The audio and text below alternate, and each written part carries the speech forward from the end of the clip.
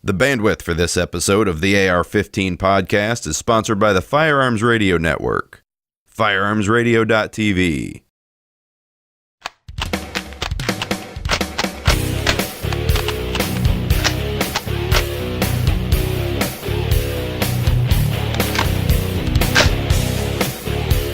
Welcome to episode number 93 of the AR-15 podcast. I'm your host, Reed Snyder, and with me today are my co-hosts, Anthony Hardy and J.W. Ram.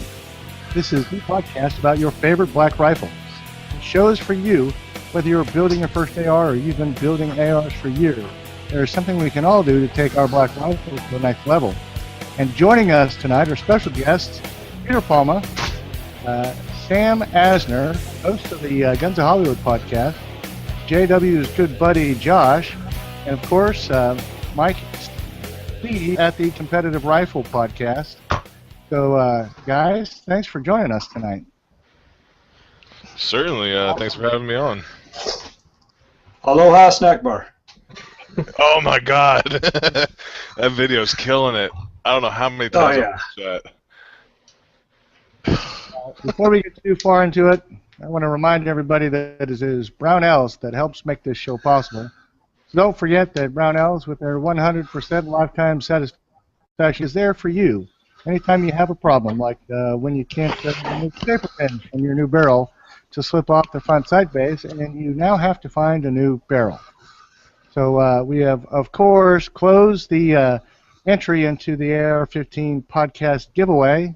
So if you have missed it and would like to see exactly what we were giving away, we put a link up in the show notes. But our rifle this time was sponsored entirely by Brownells, and it is one heck of a deal. So shop for all of your AR-15 parts at Brownells, and to do so, you can go to the AR-15podcast.com/parts link to get your parts and help out our podcast so we can bring this stuff to you again and again. So how's everybody doing today? Awesome. Very good, very good, very good. I think we got 3 Marines on the show tonight. Great. So happy to be here. I'm not drinking this time, so... Well, that's good. So you'll be maybe able it'll be less than... That's okay, I am. Someone's always got to be drinking if there's a Marine. It's 5 o'clock somewhere, right? Yes. Yeah, hoorah. So, Peter, you've inspired this week's product of the week. It's called a spool tool. Do you want to kind of go through the litany of uses and utilities that tool provides for us? Yeah, I'll try to do it quick so we can get on to awesome stuff. But pretty much it is for 550 cord or any type of cordage, be 550 cord or bank line, whatever you like. And it's, in essence, a place you can put it. So it's got holes in it that you can wrap around so it doesn't get tangled and all over the place. And then the cordage fits into corresponding holes on the side to keep it from flying out. It also has a cutter inside of it, so you could just, and it's like a safety, like a seatbelt cutter, so you're not going to cut yourself, but you stick the cord down there and it cuts it, and then it has a spot for a mini Bic lighter. It doesn't ship with a mini Bic lighter because of the, oh, puppy. It doesn't ship with the mini Bic lighter because of the, it's difficult to ship them with hazmat, but you can buy one at any gas station, stick it in there, and then you can like light either side of the cordage and then pull it through those corresponding holes, and it'll like pull all the cordage forward, and you could use it as a shoelace or whatever. So it's really convenient and cheap little thing to have with you camping or if the end of the world comes. Well, and of course, tonight's main topic is building an AR for when the SHTF happens.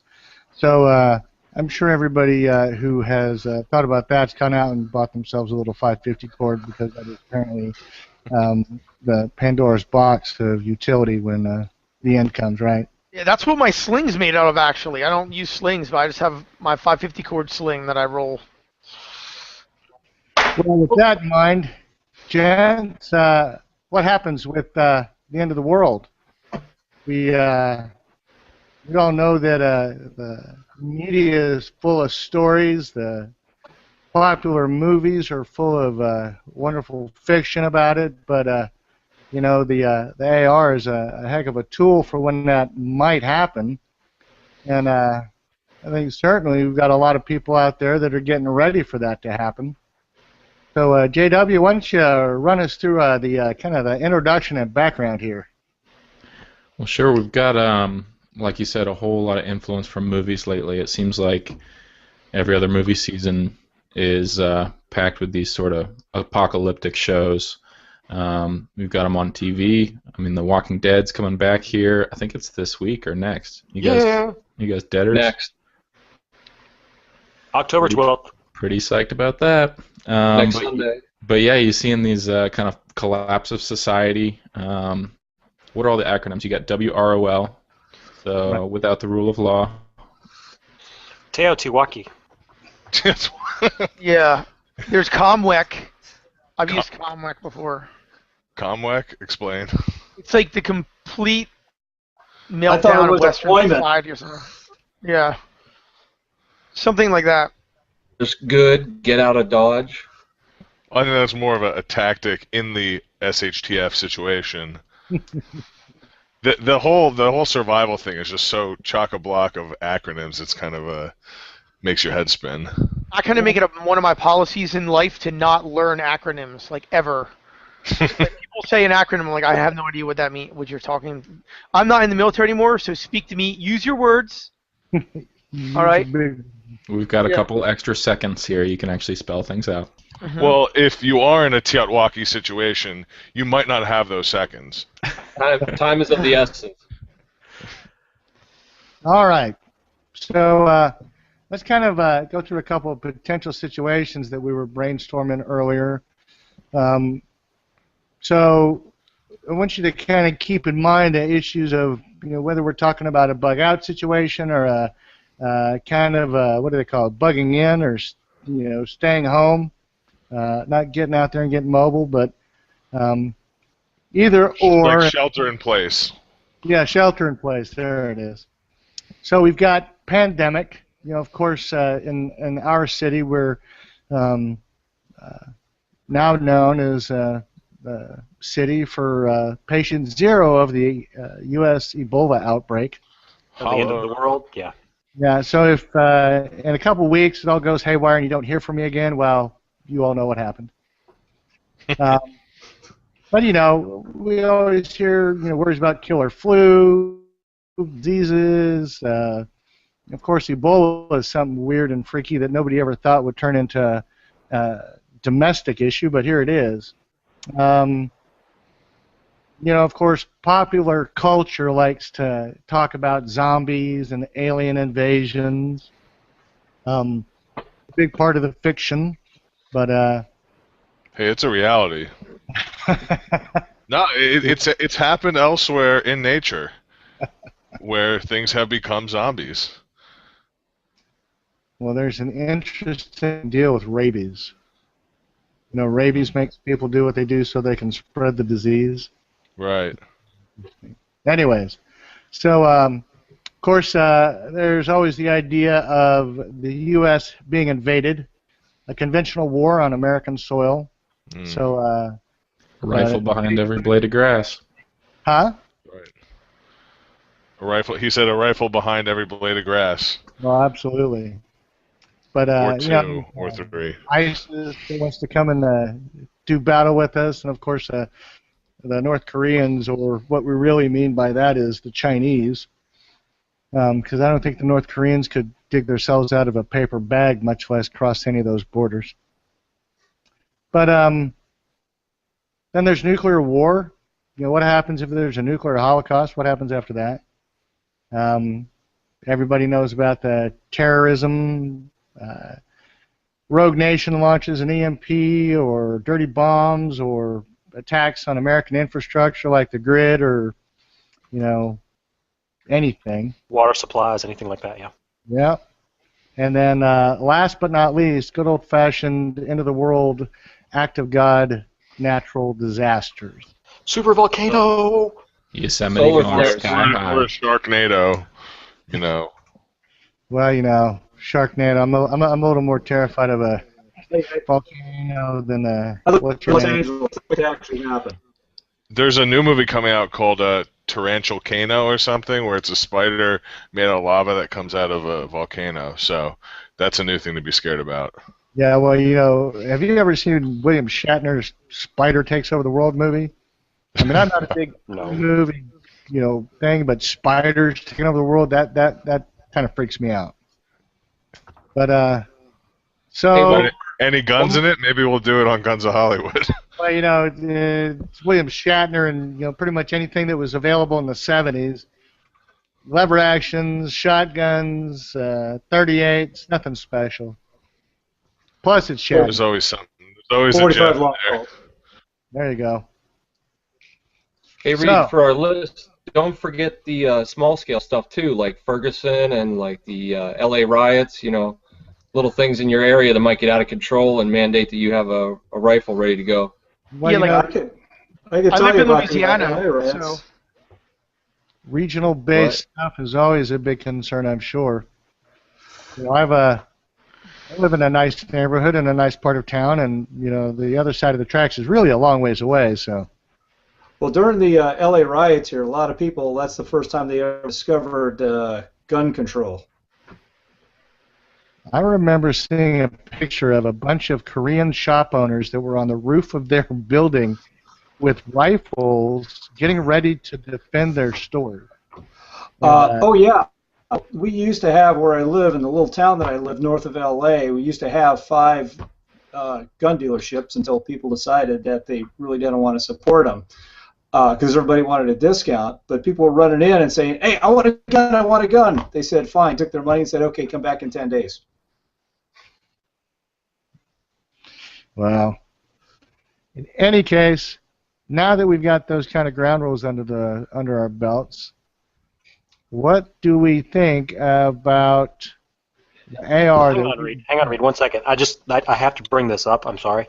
There are 2 news stories that just popped up in my news feed while we're sitting here. And the first one is Ebola hemorrhagic fever, 5 children under observation after possible exposure to Dallas Ebola victim, which that sucks. It's really awful, okay? But I'm not going to go there. Now, the next one is Zombieland, sequel to 2009 zombie comedy in the works. whoa, bad timing. Or serendipity. It depends how you want to look at it. Well, how messed up would it be if the beginning of the end of the world as we know it, or whatever acronym we want to go with, how messed up would it be if we're having a podcast about an SHTF situation and it actually starts like now? Well, dude, wouldn't you be doing it? I mean, come on now. I'm ready. I'm as ready as you can be. Kinda. Yeah. Kinda. Well, I'm gonna be a marauder. I'm pretty sure. People are like, there's gonna be marauders everywhere. I'm like, you're talking about me. Yep. So. It's an opportunist. Yes. Absolutely. A pragmatist, at least. So, what do you guys think?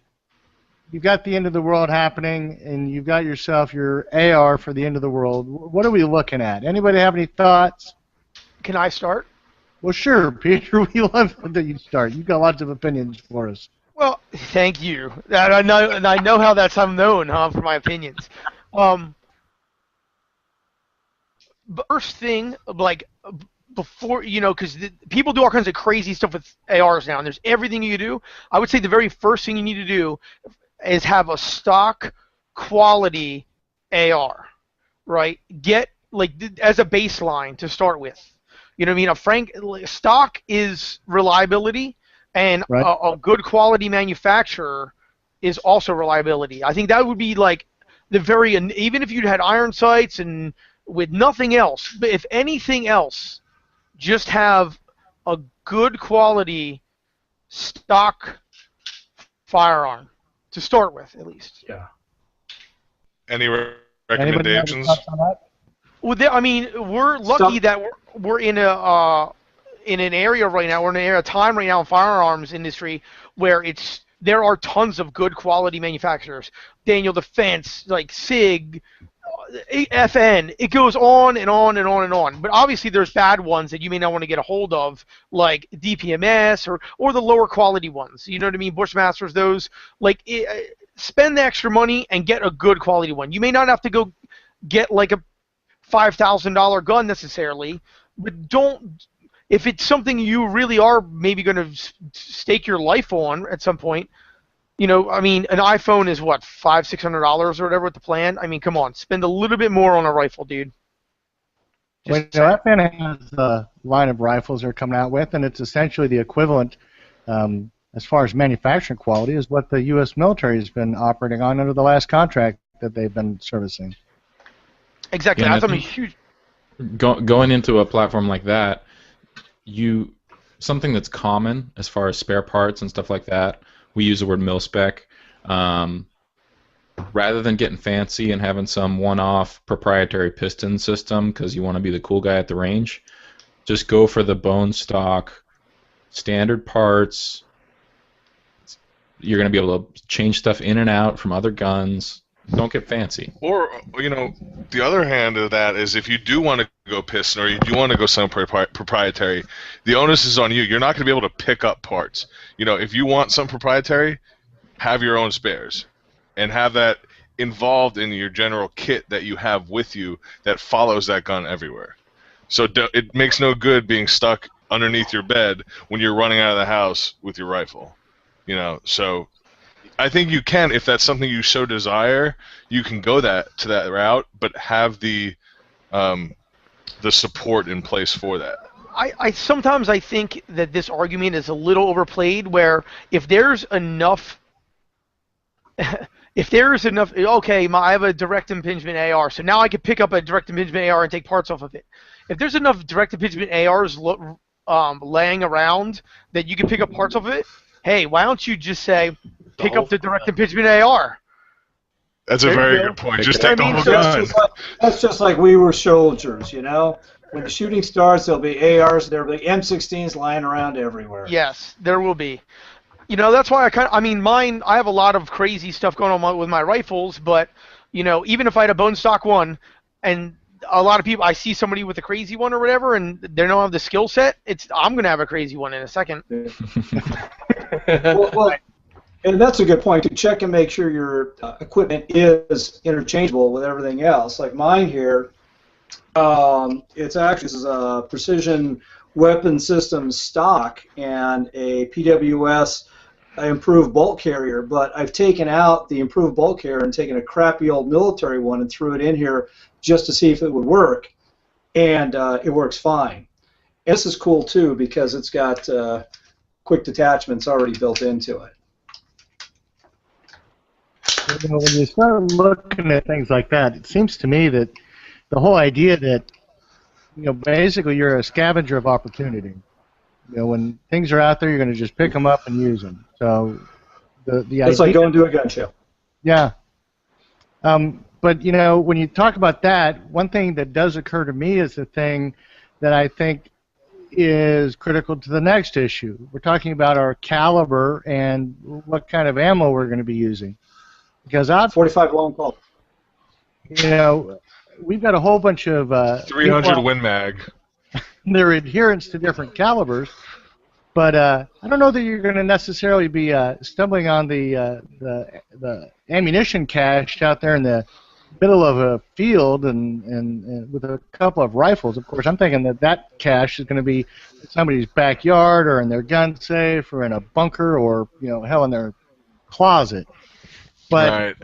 You know, we can only carry so much with us, and at some point that begins to be a negative factor. So what do you guys think about what caliber you're going to have your AR set to, and how you're going to address the issues of how it's tuned? Well, I think, you know, 5.56, you can't go wrong with that. That's going to be plentiful and all around. And then dealing with ammo, too, you should also learn how to reload. I've got extra powder laying around and primers and stuff just because I shoot enough, and I've got different powders that I use for competition. So even if I can't find the bullets, I've got, as it was, the ammo. I've got the brass, the primers, and the bullets and the powder ready to go, and all the equipment. I can do it single stage. I don't even need electricity. I got a beam scale that I can use too. Right. Well, that goes directly into the whole concept of, are you sheltering in place with periods of scavenging, or are you truly on the move? And if you're truly on the move with no destination in mind, yeah, you want to be able to pick up, you know. you certainly want to be able to pick up. So Yeah. your one-off SBR with a can 300 blackout may be really, really sweet, but you're going to run out of that eventually, and until you find a reloading setup or the off chance that you find a store that you could break into that has 2 boxes of it, Right. you're going to kind of be SOL for ammo. Hey, you know. hey, you're taking down my idea there, man. Come on. No, I'm just saying. I'm agreeing with you. You got to go 5.56 because you Yeah. got to be able to find it. You know, and depending, certainly you want to reload if you're sheltering in place or if your bug out location that you're getting to has reloading. It opens up other avenues, but And it's a definitely skill stick set to something. too. You I mean, can there's pick up. Oh yeah. people bring up the fact that, oh, I'm sitting at a desk all day. If this all collapsed, like, what would I actually bring to the table? If you're able to reload, if you got some reloading manuals and you can actually put those components together, you're an asset to that group that you might end up getting together. I always figured that I just rely on my ability to draft a new constitution for the small nation state that I do. With your depth of knowledge in tax law. The Republic of Reed. Yeah. So Yeah, let's talk about the new tax law is going to be none. Yeah, absolutely none. I get paid all up front. So what if it's a conventional war? Let's talk about our what is it? It's the movie where the Dawn.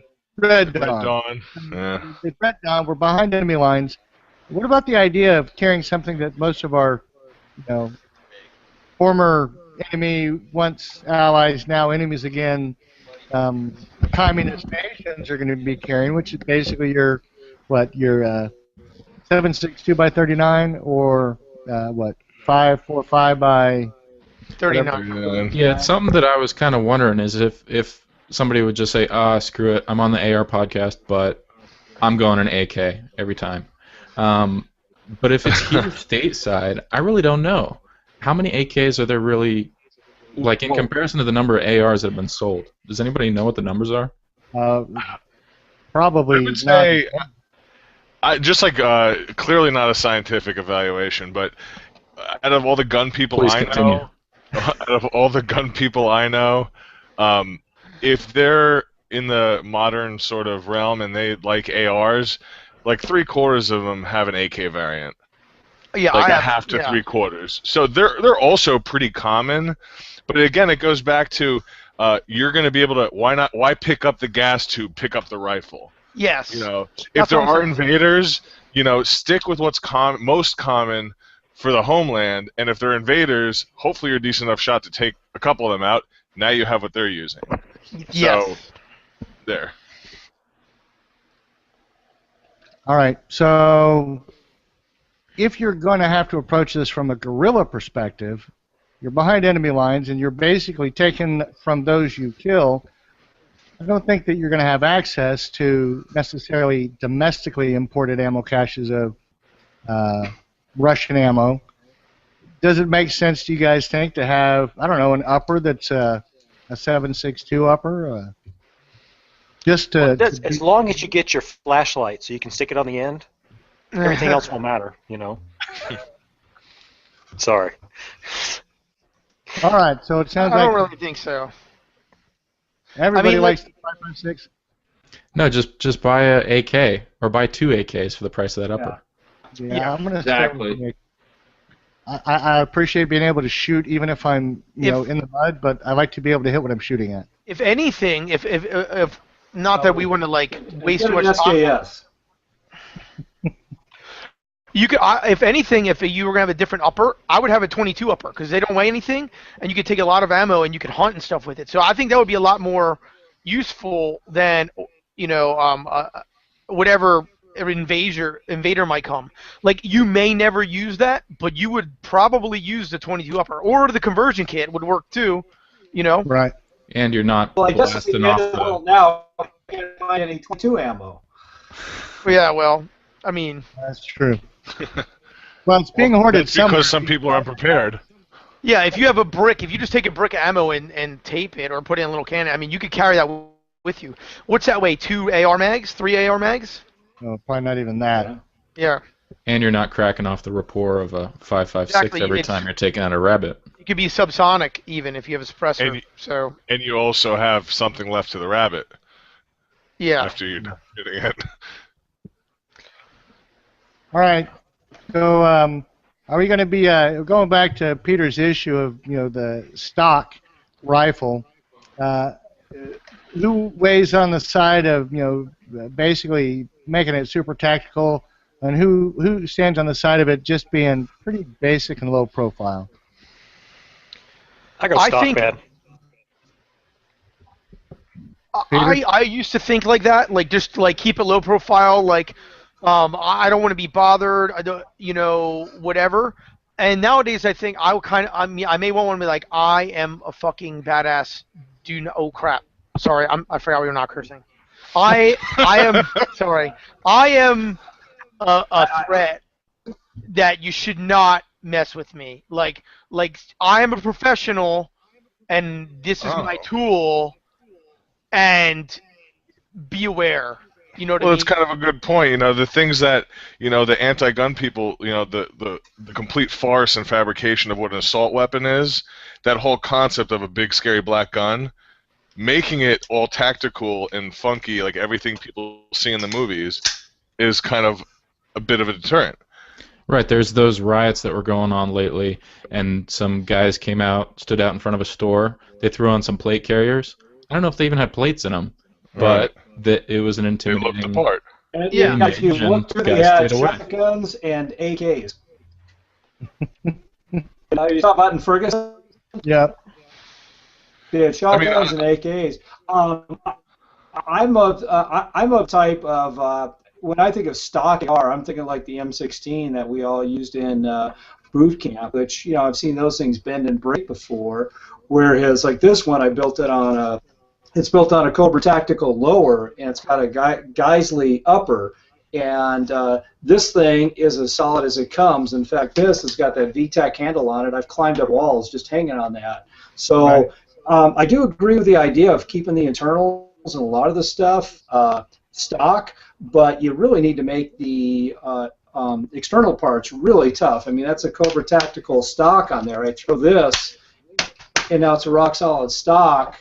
And I really kind of love this thing, the medieval flash suppressor. You probably can't see it, the little ridges on there, but it's great. We've taken this thing before and just jammed it into wood and shot, and it's freaking awesome. And we were practicing, and I actually ran it into somebody, and I cut them up pretty good too. So, yeah, your rifle's got to be durable. Yeah, I think there's a difference between all of the clever, cool stuff you could put on your gun and things that actually will give you a tactical advantage in combat. Like a muzzle brake is keeping it down so you can shoot really fast in competition, but in a building, you're going to go deaf, you're going to make your friends deaf, and all these other things. So, like, if I were going to... Well, for that, you're going to throw a can on there anyway. If you have one, I would say... If you live in America and not in New Jersey. Yes. Yeah. Well, I live in California, but when things hit, I'm down to Coronado, and we're hitting the armory and taking all of our Mark 10s and Mark 19s out of there. We figure we're taxpayers at the end of the day, and it belongs to us anyway. Right. Yeah. To start with, I think looking at things that give you a tactical advantage, and we'll probably hit on some of these, is you have your base of a good quality stock rifle. You know, some of these bigger manufacturers put a lot of money and time and effort into research and development and making sure these things work. Unless you're like Freedom Group, and then they just put stuff out and it doesn't work.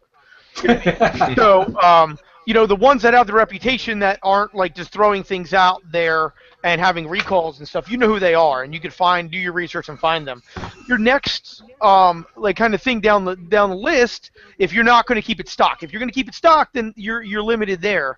But if you're going to start changing stuff, you know, you mentioned Geisley, and that's cool and all, but most of those things are designed for competition world, and like any of the first thing I would say, we got all the Geisley triggers in our Mark 10s, Mark 19s. Well, you know, some of them are, depending which Geisley you're talking about. That's the thing, is going with these triggers, the advantage that the Geisley trigger gives you, or like when I deployed the Mark 12 I had the Knight's Armament trigger, whatever it is, the advantage that little bit of that little better trigger gives you, compared to the reliability you have with a stock GI trigger, there's no free lunch. It's your decision. Are you going to get a trigger that you cannot argue that a Geissele trigger is stronger than a stock GI trigger?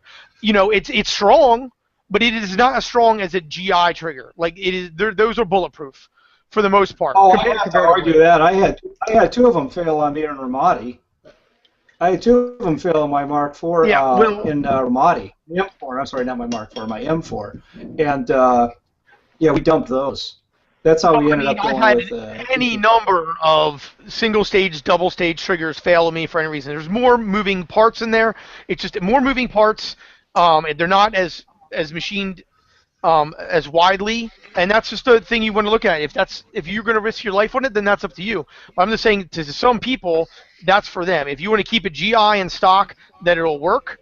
Or if you want to go and put a fancy trigger in, and some of them do have issues. If you want a Timony or whatever it is, like these are designed for competition. They're designed for these competitions. I feel that regardless, if you want to keep it stock or if you want to upgrade, maybe it's impractical to have $600 worth of trigger parts in your bug out kit. But if you're going to run a $200 trigger, have a couple GI triggers in your parts kit. If you're just running GIs, what is it? $15 a trigger, like a hammer and trigger. So it's like $15, $20. Like low parts kit, you just sideline it when you replace it with a new trigger and stick that in your bag. You're good to go. Right. Yeah. So like basically, it goes back to and the whole practical versus stock. Do what works for you. If you make an addition, practice with it. If it works for you, keep it. If it doesn't, take it off and start over again. As far as you're constructing your rifle, make sure it works for you, and then make sure you have the necessary kit to keep it running that way. I think there's a lot of little widgets and stuff that we could add and subtract, and the percent increase that it's actually going to give us as far as performance. That's nominal. Right. In comparison to optics, I think that is where you can really dump some. Yes, and that was where I was going next. Is once you have your stock gun, the very next thing that's going to give you a tactical advantage is an optic, whether it be faster or Jesus Christ, the tactical advantage. You would know if you're in Ramadi.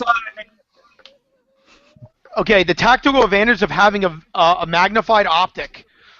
For the sole purpose of that, I can say, what is that over there? And then I can look, there it is. Like our ACOGs in Iraq, in Fallujah, were not just a sighting implement. That was our binoculars that were stuck to our gun.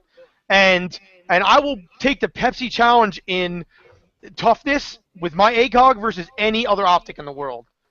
Elcans, whatever 3x9 you have on your gun, whatever it is, the ACOG is the toughest combat optic in the world, in my opinion. And I think if we're talking about like a EMP or like a super long-term sort of a situation, you could look at something that doesn't necessarily need a battery, like a red dot. I mean, yeah, your aim point lasts for 5 years, and you can probably hold on to a bunch of those little batteries, but something that's just ground glass and maybe some tritium, that sucker's going to be standing up for a couple years. How long do the Trigicons last? I think what are they, like 10 years? No, well, the tritium. Even when the tritium goes out, though, I mean, you got still works. The reticle and ground glass optic. Oh, well, there you go. The only thing that goes out on them is the ability for it to glow in complete darkness. Like this little fiber optic on the top will work. Right. Okay. You know what I mean? And illuminating that. So it's only the tritium that goes out.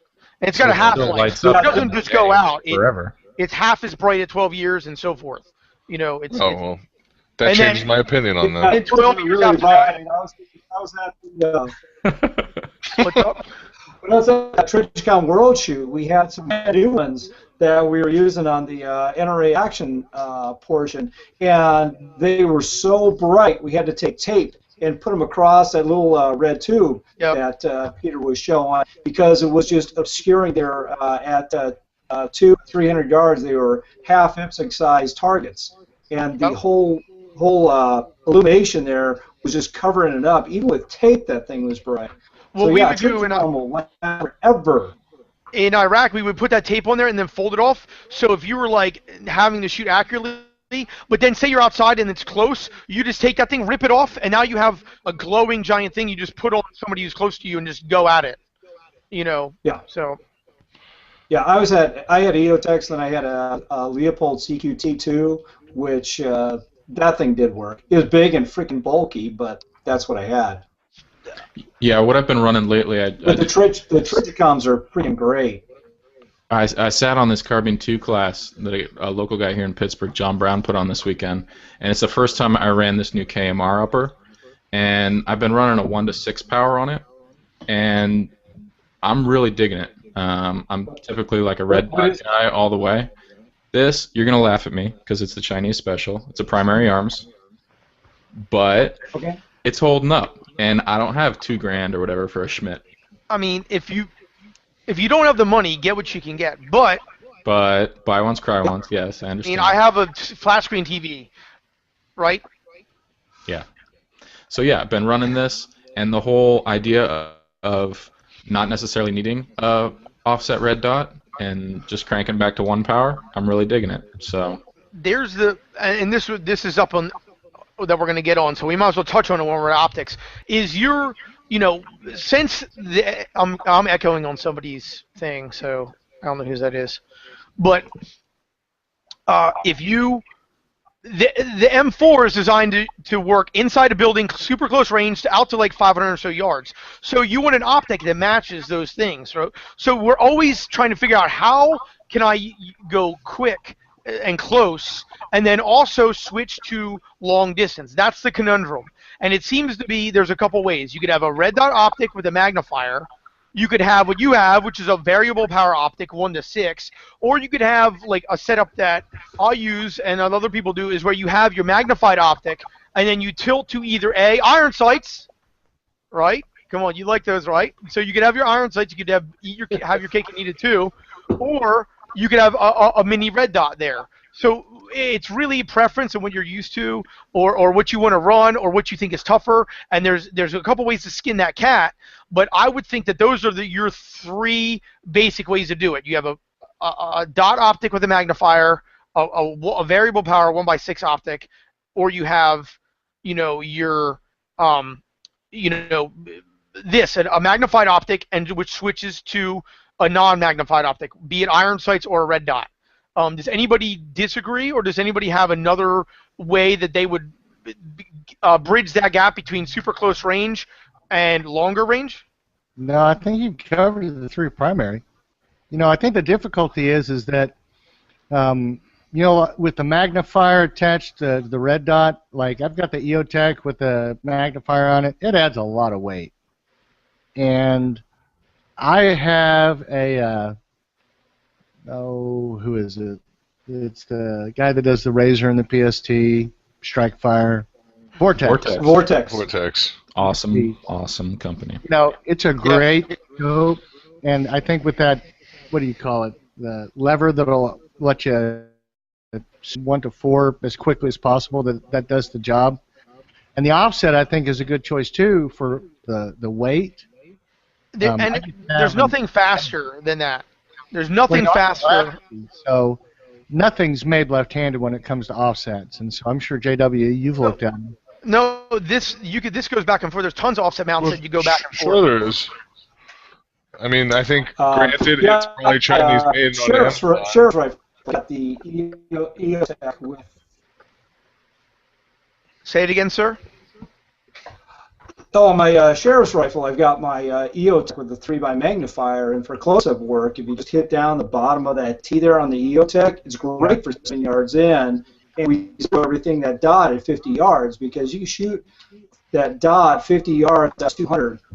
You're only going to have a rise about 3 inches. So you throw that EOTech on there, and you're good to go. And the longest shot we've ever had was 126 yards, and that was with a 308. That was pretty. But yeah, I just got this in the mail today, the Vortex Razor HD, and threw one of throw levers on there that you were talking about. So yeah, those are awesome. What power is that? Is that like 1 to 4 or something? This one is a 1:6. It's the Razer HD, and it's like watching Peter's plasma screen TV. Everything is just freaking huge. It looks like you're watching TV. So I'm totally ready for The Walking Dead. What I plan to do is when the episodes come back on, is I'm going to sit there with my big screen TV and just watch everything. And, practice, get ready for the apocalypse. You could. There's another option actually I thought of. You could have, if you wanted, a variable power optic with a side mount, either iron sights or whatever. So like the good thing about the way to run a magnified optic along, and you just twist it, you know, like bam, I'm there, bam, I'm back. So it's nothing's faster than that, not even the throw lever. But if, say, whatever reason, this optic goes down or it's wet or whatever happens, I have a backup optic on me in a millisecond. So that's... I don't know who's echoing. It's driving me crazy. But that's another thing with the magnified optic and side one, because you can... it's the guy with no headphones. He's got to be... Josh? I'm wearing headphones. Oh, I don't know. Why is it echoing? I got that low profile. Oh, whatever. I think the again, I think I sound like a broken record when I say it, but whatever you decide to put on your rifle, truly make sure it works for you. Well, Variable, 2 optics, 3 optics, laser pointers, whatever you want to put on it, make sure you know how to use them efficiently, and make sure they're zeroed, and make sure that they will work for you. And I think we can within your all budget, agree. of course. You know, if I had a blank check, I'd go nuts. But you know, that's my dilemma: is spend what you can and make sure it works. And we can all agree that you got to have backup irons. You know, the difficult part of the show is, you know, when you're talking about a subject like this, you know, we've got this, you know, array of choices, you know, as wide as the ocean, as deep as the ocean.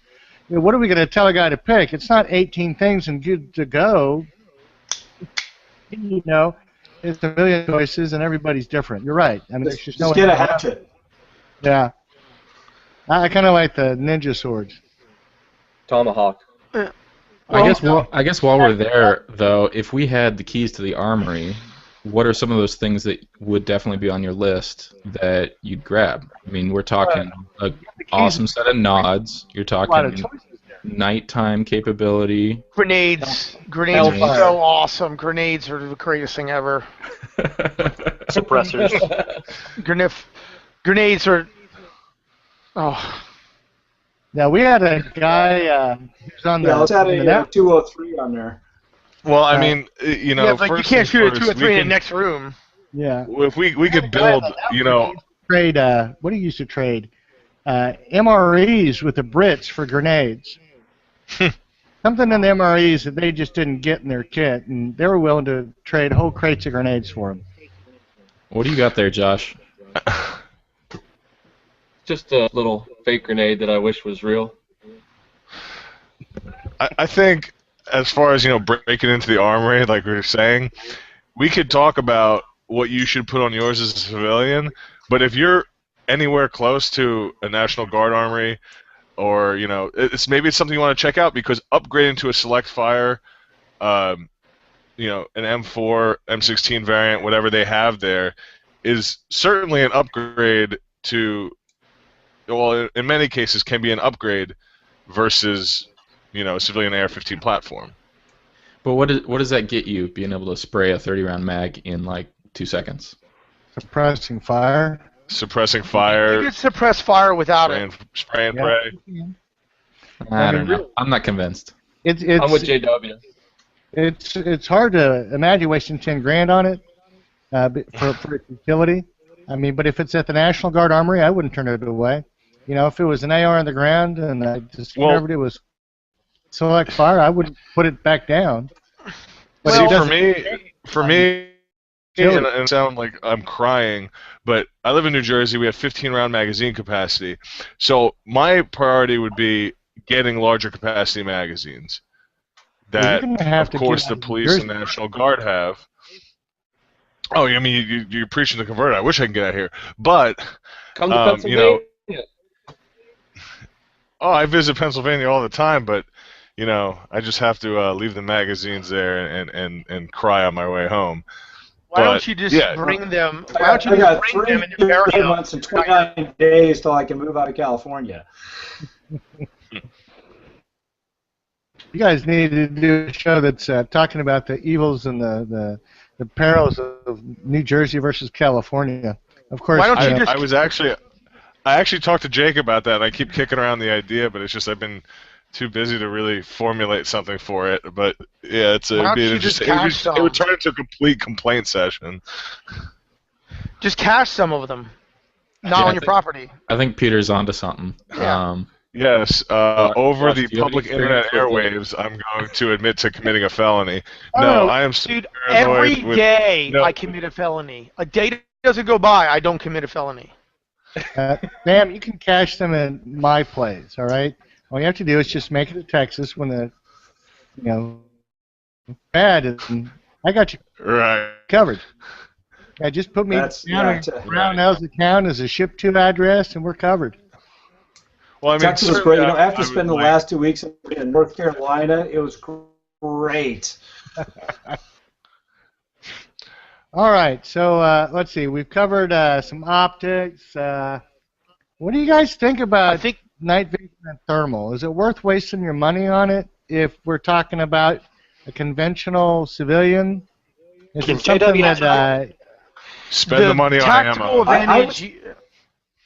I would say no, because the problem is if you don't train with that, you're really not going to be comfortable using it. And I agree with Samuel there. Spend your money on ammo. Go to the range and practice.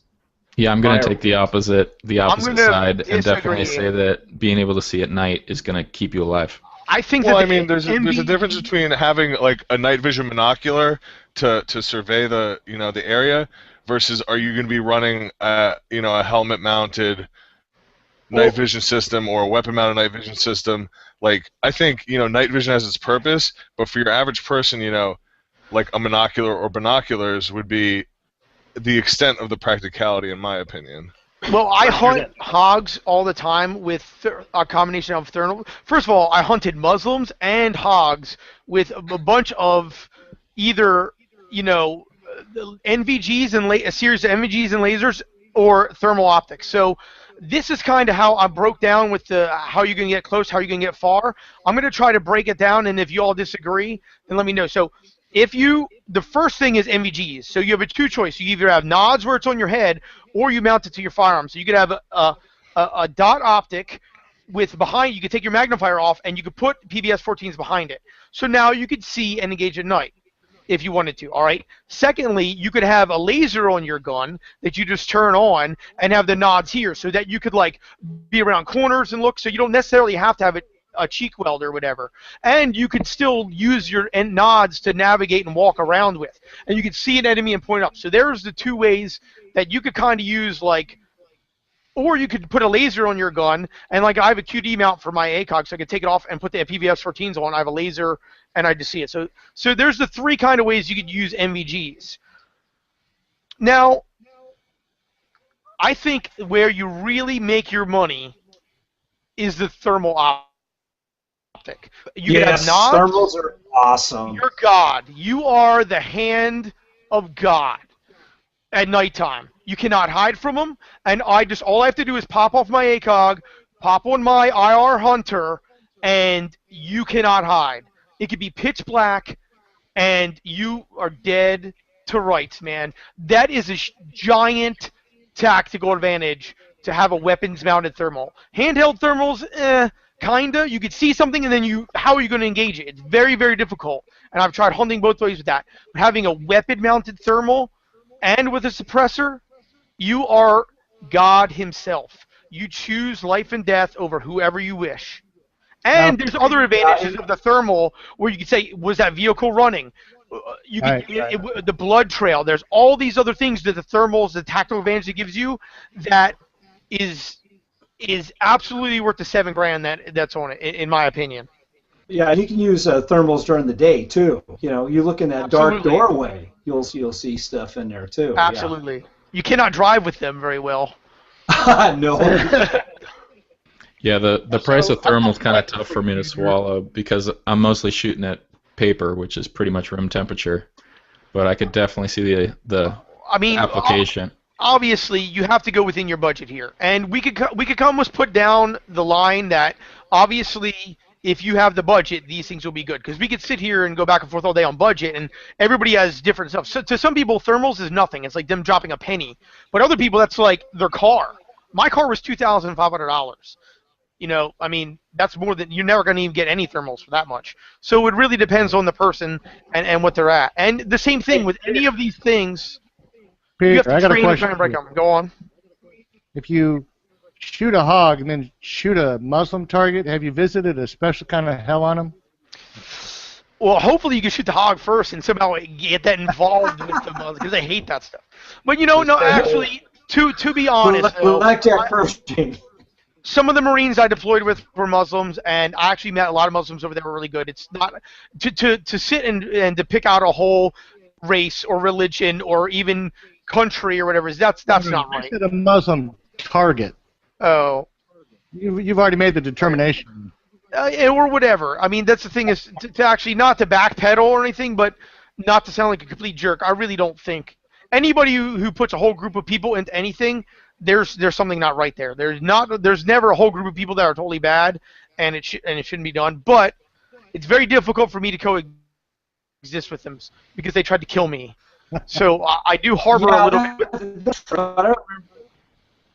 I remember being on patrol and some little boy running up to me and grabbing my leg and looking up to me and yelling and saying "Shura," handing me a little flower. It's like, oh, okay, that's kind of touching. At the end of the day, people are people. But for the most part, if they're over say 25, aloha snack bar.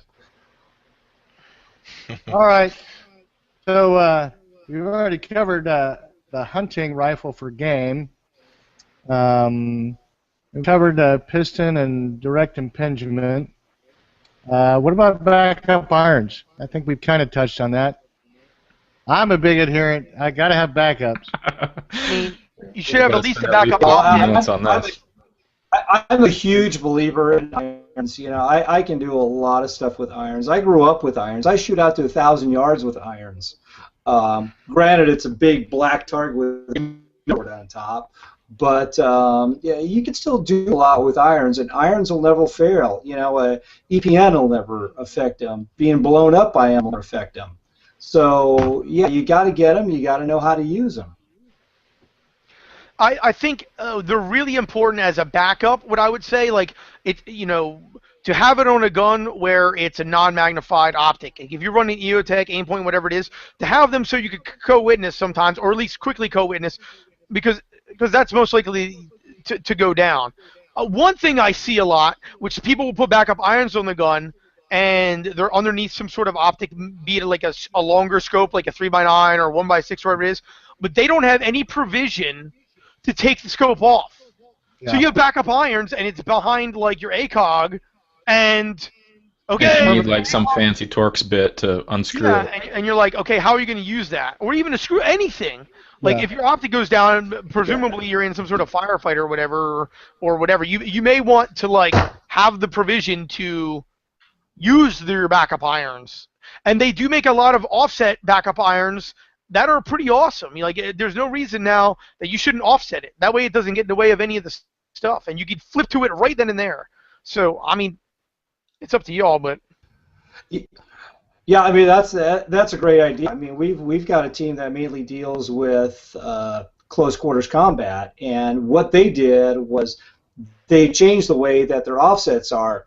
The EOTech is set for 7 yards, and then the RMR that they're running on the side offset is set for 50 yards because the main stuff that they're doing is close in. So they do the opposite of what a 3-gun shooter would do when tipping the rifle. But yeah, you got to be able to take that thing off. Like if you're running something like a EOTech, you could just pop your sights up. But like this one, which I just put on, it's got the quick disconnect on here. You hit the button, you flip it, and of course this one's got 2, and the scope comes off. just kind of like what Peter just had there on his ACOG. You saw how quickly he took that thing off. Right. Yeah, I don't think there's a single scope on any of my ARs that doesn't have a QD option on it. And I think at the end of the day that, it's almost like idiocy to mount a permanent mount and think you've got some reason to have irons underneath it. I see it all the time, though, for some reason. I don't know why. Because they're idiots. Yes. All right. So who put up this master key or backup secondary gun for an entire cache? What is that? What's that referencing? Well, what's I put the master key. I put that on there. That's what they call the shotgun that mounts on under the quad rail like it's a grenade launcher. I see. It'll open up any lock. Exactly. For breaching, but I mean, I'm an apartment dweller. I don't have a bug out location, so if things really go crazy, chances are I'm gonna have to scavenge and bug in. So like I kind of added the entire cache. Like, I'm gonna have my entire weapon supply here. Bug in. New term. You heard it first here on the AR-15 podcast. Bug in. Yeah, I You would never agree. heard that before? I would bug in until I had to bug out, unless you like. When I think bug out, I mean it's like, oh no, like we have to. The house is on. There's marauders. We got to get out of here. But like leaving the area early, like if it's something you can see, like a pandemic, like and say it starts in Houston or whatever, it gets really bad. You're like, well, maybe I should leave. Like I don't really consider that bugging out. That's just like moving yourself to a different location. So you can put all your stuff in your car and the roads are fine. You drive away. Where bugging out is like, I'm here and all of a sudden, like. I don't know, something crazy happens. The Russians drop in your backyard. The Russians drop in, it's red dawn, and I'm like, put everything in the sleeping bag, which I thought was awesome when they did that, by the way. And they threw the sleeping bag over, and they get out like immediately, like get everything right now, leaving. We're leaving as soon as possible. So that's like, but I mean, if it's like you're not really sure yet, I mean that's kind of bugging in, And yeah, and I think the whole bug out thing, like. The survival community or like the survivalist mindset has just been so like buzzworded and kitsched out with just sort of like bug out this, bug out that, and it's just like it's like this false sense of like bugging out is the solution to everything. Like if everyone's gonna bug out, then we're gonna have some really, really packed highways. Well, it's what's happened is and then you'll just be bugging in on the highway with everyone. I mean, is there anybody here other than me that lives right along the coastline, pretty much? I mean, I live, pretty close. I kind of do. Okay. I'm about 35 miles away from the Pacific Ocean. Yeah. All right. On the weekends, I'm about 35 feet. Yeah, that's very good. Awesome. Well, I live fairly close to the Gulf. Now, I'm not below I-10 down there where it gets really bad, but I do live within an area where we get a lot of hurricanes that come up through here, and the idea of bug outs to me is what's really intended to be more of like they call a 72-hour bag. It's really for like 3 days. It's like, oh crap, and I thought, well, before I moved over to this area, I was like, well, a hurricane doesn't come up that fast, but they do. The thing shows up and you've got like 12 hours. I mean, you've got it. Basically, you just need to grab your stuff and get out, and you need to get out like we're talking about before the roads get too clogged. So you've got to get up and go.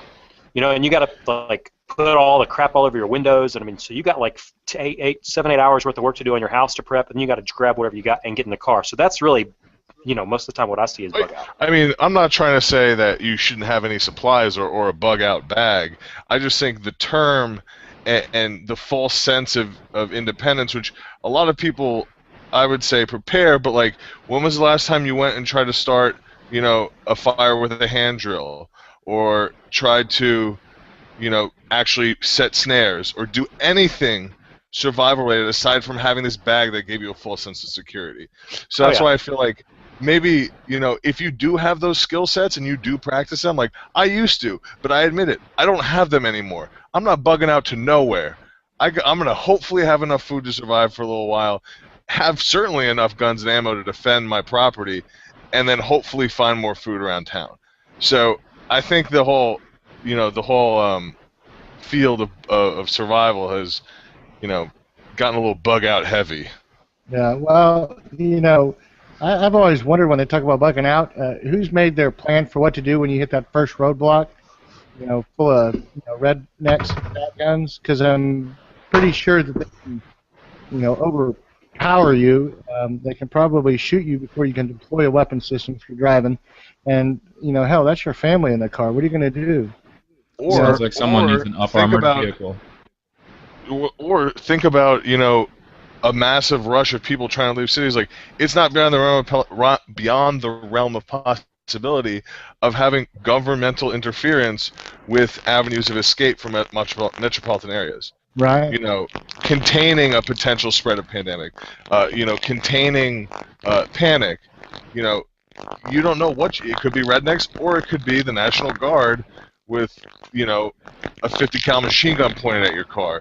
Like, you can't always leave. Like, so I think, and most decent survival experts will say, shelter in place as long as you can. Bug out is a last resort. Well, I think the last thing that I want to say out that whole, finding yourself a bug out location or bug in location or sheltering in place, I think the thing that we always have to remember is that the minute you make yourself a sitting duck, you're a target. I don't care how far below the ground you put yourself or behind how many sandbags or whatever. Put yourself in that static position, and you're in an indefensible place unless you're sitting on a castle or you've got a lot of guns that are going to be there to help you defend a clear line of fire. Yeah, so, ask yourself, is your house flammable? Because the first time you fight off the horde, they're just going to wait and then light your house on fire. Yeah, burn you out. At that point, they're more mad than anything. They don't care about what you got. Well, let's see. Have we covered everything? Yo, Peter, I think you're muted over there, Peter. Back to the AR, one thing what you did forget to address is a sling. I don't know how many people own an AR without a sling. Me. Because, the sling is that thing. The sling is that thing that gets caught on everything in the world. Nah. And it's for lazy people who can't hold their gun up. Dude, no, if you're to the gym. The gun only weighs 7 pounds. Just hold it. You can go to the gym. No. That's what I do. That's my sling.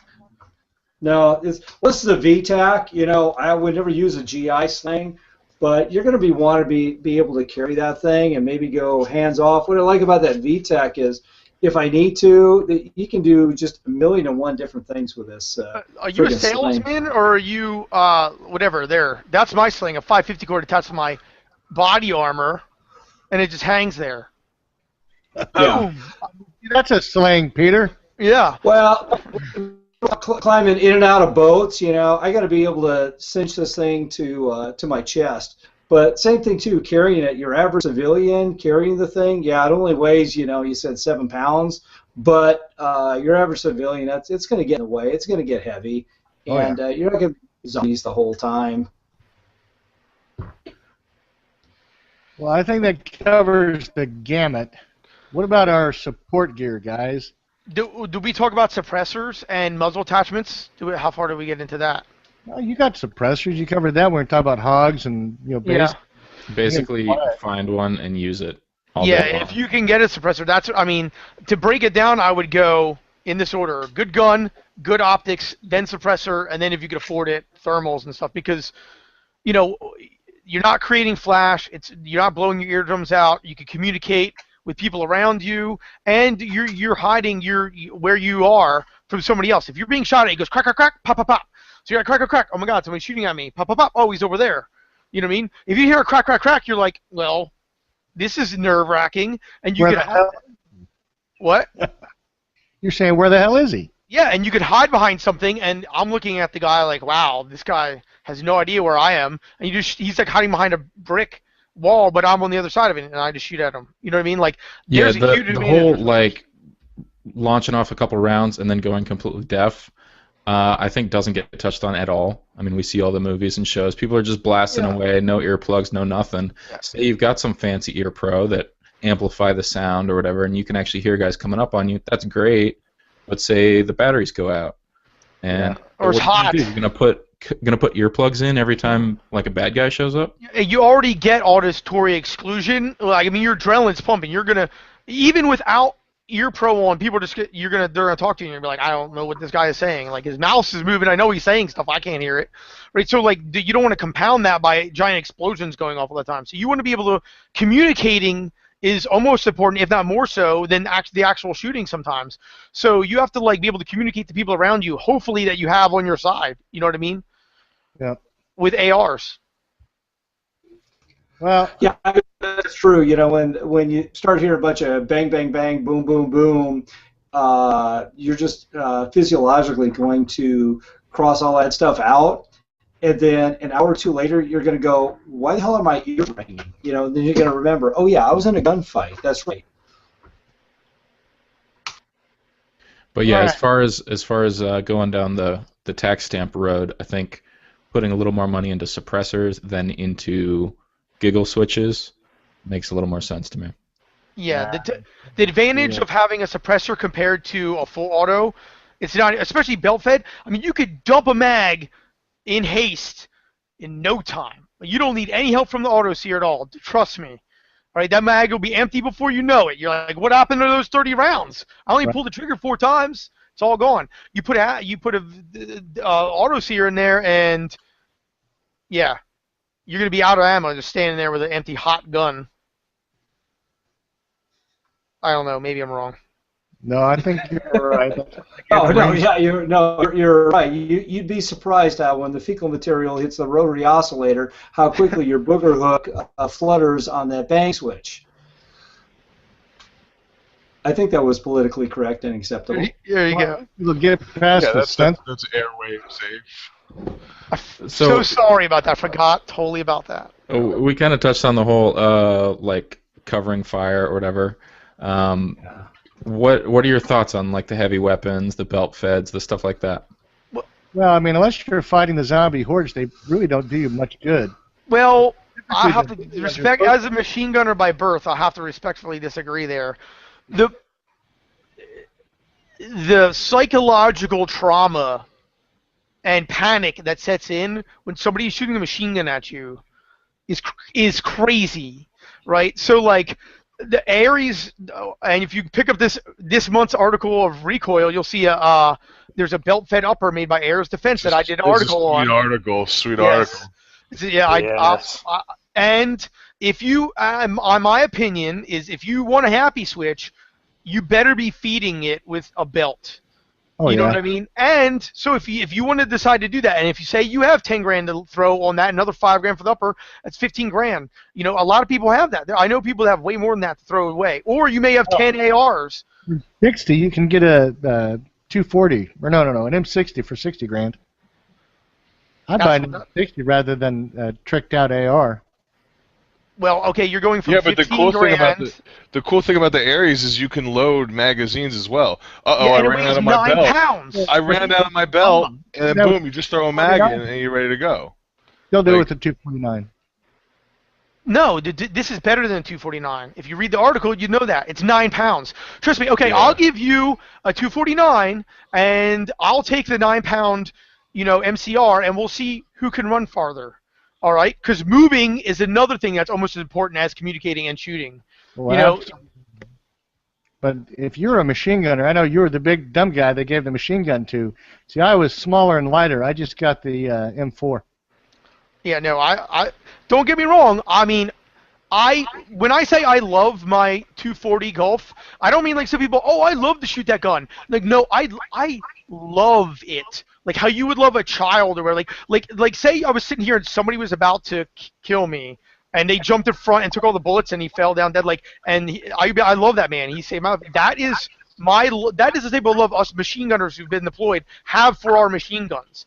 Like, you may like them to shoot them or whatever it is, but like that's like a volume of literally horizontal rain that I could put against anybody shooting at me. Like, I love it. I physically want we just be in a relationship with it. Yeah, we love the guys that would carry the Mark 48, you know. And they'd say, hey, can you carry this extra 100 rounds, these extra 200 rounds? We're like, oh, yeah, all freaking day long. because nothing solves the problem like a fully automatic belt-fed weapon.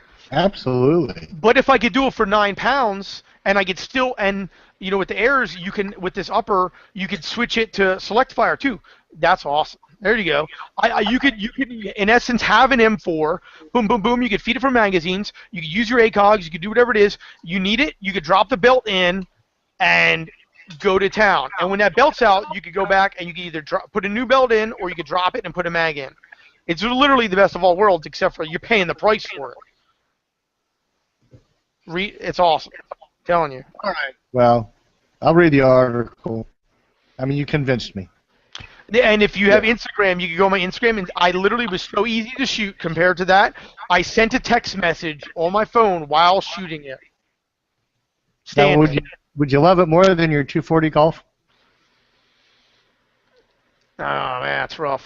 I don't know. Probably. Yeah. I don't know. No comment. I don't know. And I can't say. It's like, what kid do you love more? You can't do that. I don't know. Gotta love them all, right? All right, let's move on to support gear.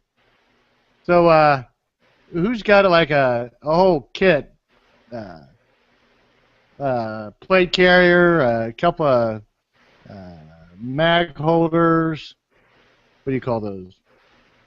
Jingles? Pouches. Who's got all the gear like that set up? I have a body armor. It's soft armor. I don't really like plates all that much, the plate carriers and stuff. But the plates nowadays are actually getting a lot better. That I'm actually considering getting some. Like the stuff we were issued, and then they issued the ESAPIs, which they'll stop armor piercing stuff, and they're a little bit lighter, or they were heavier. I don't remember. But some of the stuff that's coming up now, it's really one of those things. There's no free lunch in body armor. You have soft armor, you can move. Bigger, obviously, you want to cover more area. You have some armors that will stop armor-piercing rounds, but won't take multiple hits. And then you have some that take a lot of multiple hits and won't stop armor-piercing. You really have to just figure out what is your level of movement you want to have, and what is the weight you want to have, and what is your level of protection, and what is your budget. And that's a whole nother discussion, but I'm thinking if I already have something that like where I want to put my magazines in, most firearms in America are going to be either handguns, shotguns, or 22s, and that's why I only like the soft armor because of that. There are rifles out there. There are a lot, and I'll give it that, but the plates cover a certain area, and I've seen like the weight of plates and all of that reduction of movement makes somebody so slow that they're an easy target for, like, say, a sniper. Where the hardest thing I think to do as a sniper is to shoot a moving target. So if you can move around a whole lot, I'm not going to be able to. It's going to be very difficult for me to hit you. So I mean, I don't know. What do you think? Yeah, well, I've got soft body armor and hard body armor. The favorite thing I have, it's a Blackhawk case where I've got access to just put my plates right in the front and the back, and that's easy. And then if for some reason I end up in the drink, I've just got one pull ring I pull and the whole thing falls apart. But for what we're talking about, the fecal material hitting the rotary oscillator, and you've got to leave, you've got to decide, a plate weighs what, 4 or 5 pounds? How much ammo is that? How much food is that? We haven't even talked about water. That's the one thing you can't rehydrate, is water. You gotta be able to carry that. So I would give up plates and armor for water. Because the ability to make water. I could move at night. Yeah. I could stay out of somebody else's crosshairs.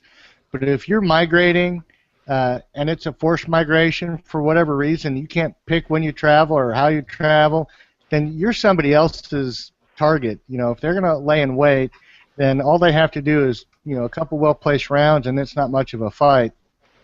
So, I'm kind of torn. I'd rather go, a little more protection and, adapt and overcome on the way than to not have it and find myself, fish bait. And whether you stick plates in it or not, having that plate carrier and having a place to stick your magazines so you're not just fishing through some sleeping bag, I think it's definitely going to give you a leg up. I think, like, the caveat to this is we tend to go down a road of, like, tactical, practical, and, like, a gun battle, but we have to kind of take back into account it's a overarching survival situation where there's other aspects to it besides just firefights. You know, would I want all these things if I'm in a battle zone? Yes. Is there a chance that I'm going to come under fire? Yes. But like we said, weight savings and other things, you know, a plate carrier and plates isn't exactly high on my survival list of purchases or things to have on hand. You know, the extent might be soft armor. Like, that's on the cusp. But I think There's just no free having lunch. that balance. Yeah. It's you got to decide. You're gonna want it if you're getting shot at. Yeah. I'll tell you that. Oh yeah. But here's the thing. Like, if I ever do leave my bug in And you don't need location, body armor for zombies. Yeah, but zombies don't shoot back. You know, I'll bet Yeah, you don't they need bite back. Yeah, Just that's why take you magazines and wrap them around your arms. need. Chainmail. I guess while we're There talking you about go. magazines, one thing disappoints me, and it's seeing a big stack of empty magazines. There's no reason why you shouldn't just fill them all up while they're sitting around the house. Yeah, I learned a lot about springs. And it's like the keeping it filled, maybe not all the way to tip top, depending on the spring looking, or if it's a regular steel one or whatever it is. It's the act of compressing the spring and uncompressing, compressing, uncompressing. As long as you don't go past its elastic limit, you could, in essence, keep it there for an indefinite period of time. Yeah, I've heard the same thing, especially with Glock mags. I mean, if you run them up and down and up and down, they're going to wear out. Yeah, it's mental If you fatigue. leave them topped off, Yeah. go for it. Yeah, when I went through the FBI SWAT school, lucky enough, they did a long-term study. They had a bunch of Thompson magazines that they had left loaded for 30 years, and they let us shoot them off. They all work great. It's exactly that. It's that exercising of that magazine, forward and backward. You know, you let it stack up, and it's fine. So, what about the rest of the stuff that you typically think you need with your rifle? Of course, cleaning kits, lube, scrapers, spare parts.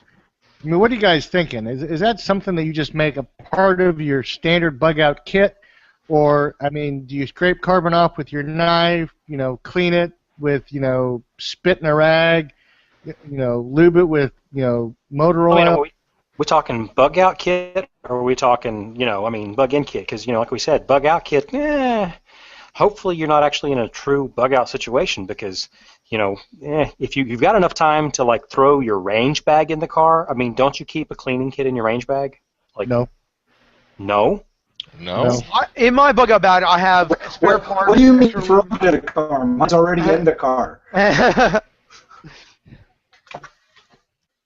Well, I mean, I keep, you know, in my range bag, I've got, you know, some lube and some cleaning kits in the range bag. It's in the bottom of the range bag, so. Well, my range says I can't clean my rifles there, so I'll leave it at home. Well, no, I do. I keep a 72-hour bag in my car and a few different things hidden in there, like tennis shoes and boots and stuff, because if I've got to go down to work in downtown LA or East LA, where our headquarters is at, it could take me 3 days to get back home. So I'm always going to have that stuff with me. But in that kit, you have, you know, your AR maintenance gear. Yes, I do. I mean, it's just you can put it in like one of those little Otis kits, you know, a quick thing to whip the thing out. I keep some extra springs for You're gonna give me a heart attack. extractor. Or there's this wonderful thing called the Miss Clean kit. Those there you things go. are freaking awesome. Those Thank things are awesome. They don't take up any room, you know, because you never know you're going to need the thing. You know, or worst case scenario, just find a broke down car, pull out the dipstick, take the oil off of there, and there you go. Yeah, well, you know, if it really is was it fecal matter hitting the rotary oscillator, I think you're going to find enough cars out there to get yourself lubed up till the end of time. But what about spare parts?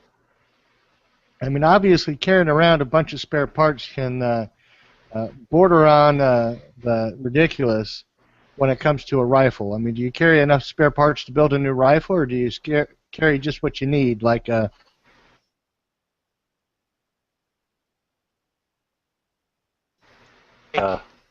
you are, like, or wear out springs. what was that, Peter? I would carry the things that are most likely to break and or wear out. You know, like whatever, like the little gas rings. You know, things that are small too, obviously. Maybe an extra firing pin, the firing pin retaining pin, maybe another cam. Thing seems to wear a lot. You know, you see a lot of wear on that cam. Right. Maybe an extra extractor spring, maybe even an extra bolt if you have it.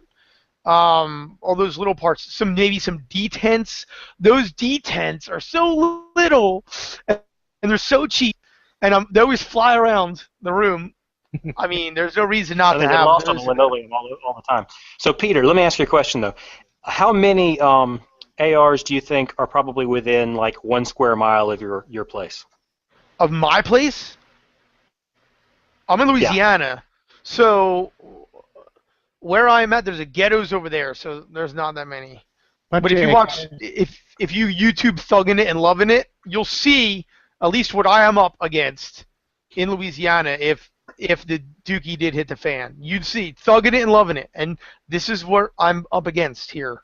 So anyway, and then the college is right there. So within a mile, I have 3. So probably 3 or 4 or 5. I'm in a college town, so not that many, you know, not that many within a mile, I'd say. Even Louisiana? You're like, okay, expanded to like 5 square miles. Okay, yeah, there's a lot. There are huge shooters down here, and a lot of money. There's a lot. Yeah, so I mean, like, my spare parts are in, like, the area around me. Yeah, I mean, but they have to be within reason. I mean, I think what Peter said is good. You go ahead and have some basic things, but you don't have to have, like, extra barrels or anything like that necessarily. The reasonable stuff that breaks or you could lose.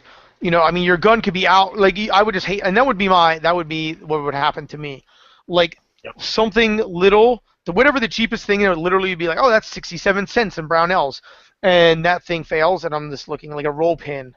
Some roll pin would fall out. And I'm like,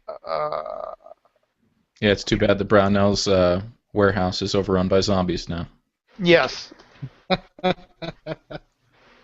Where is that? That's in what, Iowa, right? Yeah. That's my bug out location.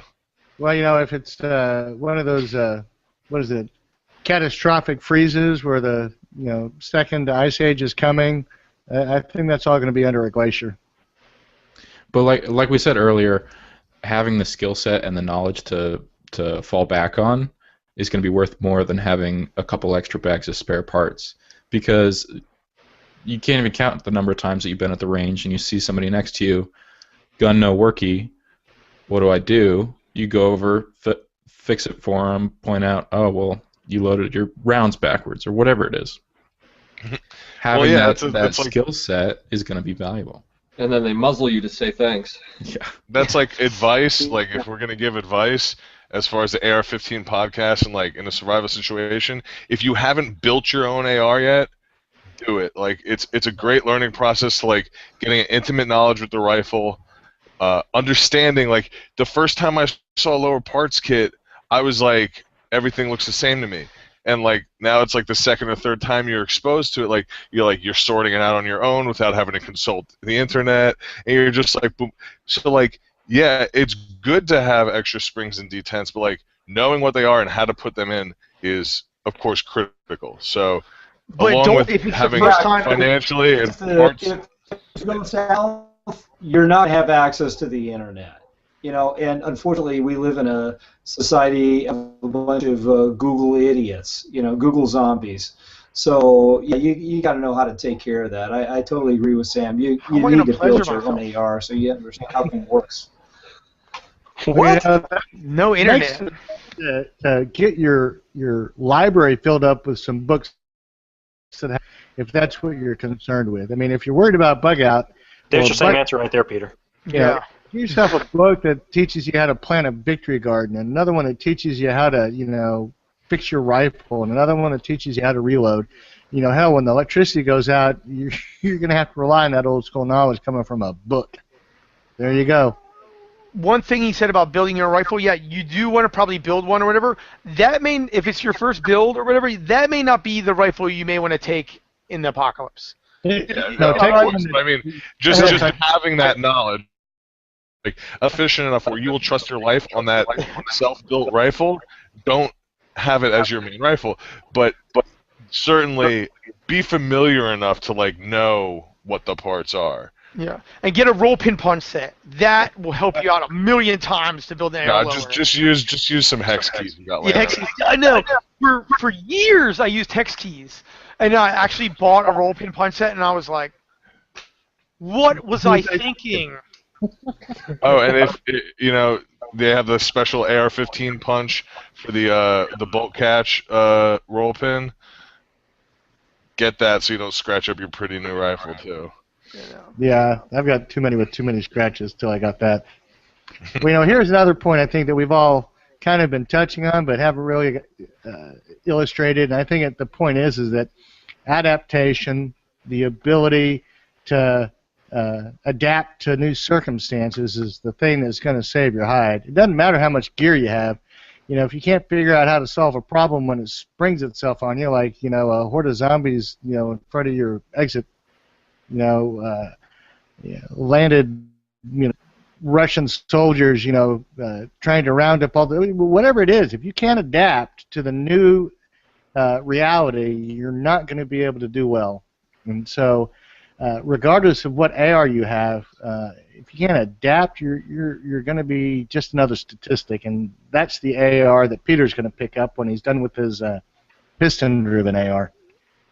Yes. Well, you know what, Reed, I meant to mention earlier, when you were talking about what caliber you're going to get, one thing I was able to do when I was out east here at the TrichCon shoot was spend a lot of time with the guys from LMT, Lewis Machine and Tool, and they make ARs in 5.56 and 308, but not only that, they've got a modular weapon system where all you've got to do, change the barrel. It takes about 30 seconds, and now voila!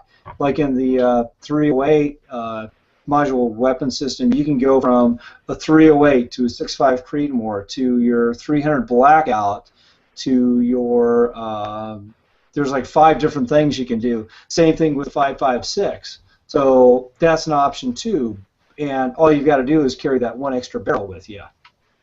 I like that idea.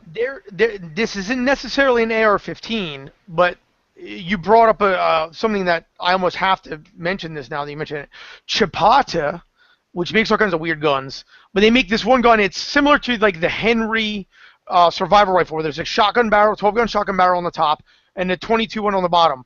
Well, this one has a shotgun on the top, a 22 on the bottom, then takes 22 mag or 22 long rifle, 22 shorts. But then it comes with this series of eight or a series of 8-inch tubes that are 12 gauge in diameter. So it looks like a long 12 gauge round, and you break it. It's a break open, and you stick it in there, and it allows you to shoot 38 special, 357 mag, 9mm, 45 caliber. 40 Smith & Wesson, 410, 20 gauge, 45 long Colt. So there's like 12 or 15 different calibers that you can actually shoot out of this gun. If you really get hard up, you can shoot 357 SIG out of it. It'll go out. You can shoot the 17 H&Rs. If you really get, we're talking the end of the world, you can really do it. So, and it's lightweight, and since there's a series of these 8-inch steel inserts that go in there, it's kind of crazy. So if you could walk up on anybody and get one shot off at least. Has a little pick rail on the top and iron sights. Oh, yeah. That's right. Yeah, it's called the Excalibur. Ruler. Yeah, and what I think would be awesome, they haven't done it yet, is if they made an 8-inch suppressor that threaded on the end of those, so engines, in essence, it would fit inside that 16-inch barrel, and so you'd have like 8 inches of barrel, 8 inches of suppressor that would be integrally suppressed, right? Right. It's called the Excalibur. It's kind of cool. Somebody keeps showing it. Yeah, I just flipped it up. Anthony found the link, so Yeah, there it is. on the video. We'll put a link to it in the show notes. I'll leave It's that up. not an AR, but I mean, for the end of the world, it's kind of neat because you're going to be able to find and word around the campfire, or a little birdie told me, or whatever you say, they're going to start making rifle inserts as well. 308, 5.56, and if you have 308, then you can shoot 243. Yeah. Not very well. You could shoot 7mm 08. Although weird hunting calibers, 30-06, they're gonna do one. They're gonna do the main rifle calibers as well, but I think they have to work on the metallurgy and whatever it is. But pretty much any center fire thing, they could make a little thing for, make the 8-inch barrel for, and then the rimfire 22 or 17s can go on the bottom. Though the 17 is gonna bump around. It's like real long-term stuff. That's like the book of Eli. The road. Yeah. All right, so who put in here Skittles? Cyanide, or bourbon? I put the bourbon. I didn't put it Skittles. I Hey, didn't put it Skittles. I put it kittens, and right now I'm really admiring Peter's page there. It's just really calming me down seeing all those kittens right there. Are those tactical kittens? They got to be tactical kittens. It's tactical kitty. I put Skittles on the list because you got to have your morale food. You got to be in good spirits. I mean, I don't know what this commie Skittle crap is, but M&M's is morale food. They melt. This is European Scotch crap. European Scotch crap. This is American bourbon. Guys, where's the tactical bacon? All right. I've got a couple in the gun stand. I'd rather have some Kentucky bourbon or Tennessee whiskey. But if we're talking about choices, I'll drink Scotch over that crap any day. How about some Louisiana moonshine? Well, I think that's what it's all going to get to when it's down to the last bit. But are we talking about what you can some bathtub gin? Yeah, I'll brew that stuff when the Scotch is gone. I've had West Virginia moonshine. That's pretty good. So we've talked about the full auto and getting yourself access to one from the National Guard Armory, or finding one on a fellow American who wasn't as fortunate as you are. But how many of you guys right now think that you could actually make the conversion of your civilian legal AR into a full auto AR with a minimum of, I don't know, effort should all the brakes come off and society collapses? Could I make it? Can I make a 30-round burst model? Yeah. Could I make a 30-round burst model? That's for sure. Could I make an effective, safe, reliable select fire? Maybe not. Maybe not. I absolutely can. Yeah. There's a slide fire stock at the shop down the road. So. Yeah, you know what? You can. I can. But why? You've got to look at logistics. Wars are won by logistics. What's the big deal about going full auto? You got to drill that third hole so you can put that paddle in there to release the sear. But you know what? You get a good trigger in there, and you can work that thing good enough. You don't need full auto. Right. All you're doing is you're wasting ammo. Absolutely. Right. If we're talking about skirting the law, I think there's some other advantages that you could get for yourself as far as strapping Coke bottles to the end of your barrel and things like that. Right. Like shooting people. Well, they have those. I don't know if we talked about it. They do have those like oil can or flashlight suppressors. Right. Not that I think they work very well at all, but I mean, I would rather have the option of something crappy on the end if I had to than nothing at all. Absolutely. So. And I'd hate to think that you're going to put a drill press in and start tinkering with holes in your rifle and end up messing it up. I mean, you can't go back when you. Well, too, when you get start dealing with drill presses and stuff, you're probably dealing with electricity. Guess what? If it's at the end of the world, there's no electricity unless you got a generator going, and you get a generator going, now you're drawing everybody to you because guess what? You're the guy with the juice, and everybody wants that because we got to charge the iPhones, right? As far as chopping barrels off, maybe not on a gas gun where you could kind of throw things off or out of time or out of gas, but rather than having a master key strapped to the bottom of your AR, maybe chopping off a shotgun would be a little more effective. Yeah, sawing off your extra barrel length and turning your rifle stock into a pistol grip. A little Mad Max-esque, right? Yeah, I mean if you were gonna do it yourself, the crown is pretty important there. I'd just leave it the way it is, man. I wouldn't. I mean, unless you could recrown it, and you're gonna. No. Yeah, no. All right, so I think we're all in agreement there. Tinkering with the rifle is probably not as good as finding someone else's rifle that's better. Yeah, and there's some other cool things that you could do if if there was no ATF around, as far as, like Peter was saying earlier, HEGs. Yeah. All right, so... Well, ATF, I think in Texas, isn't that the name of a convenience store? Yeah, I don't think we have a convenience store named ATF. I mean, I think we have a Cheaper Than Dirt, and, we have Cabela's, and no, the ATF isn't real big here. Okay. All right, so I guess we have a reality check here. What's the reality check piece here? I put that on the end. I put that on the end because I knew we'd have a lot of fun with this conversation, but you got to think about it we are talking about building something that you might need to save your life or the life of your loved ones. So really put some thought into it, save some extra pennies, and don't buy Chinese optics, or at least have backup irons, that kind of thing. Oh, wait a minute. I thought Peter was a big fan of his Chinese optic. Well, the fake cog I have. Yeah. I mean, for 100, no. I don't know. It's metal and all. It literally just looks like they took an ACOG, used crappy glass. I'm sure it's not nitrogen filled. There's no tritium, and there's no fiber optic. It's a TAO1 NSN. For $150, I'd be hard pressed to find a better optic. Not saying that I'm recommending anybody put it on their Apocalypse gun, but if you you know where I have it? I have it on my 22 upper. So I have a 22 upper, and then I have a crappy offset mount and a crappy red dot. Because if it's a 22, it goes down. It's whatever. You know what I mean? And it's strong enough, hopefully, for that.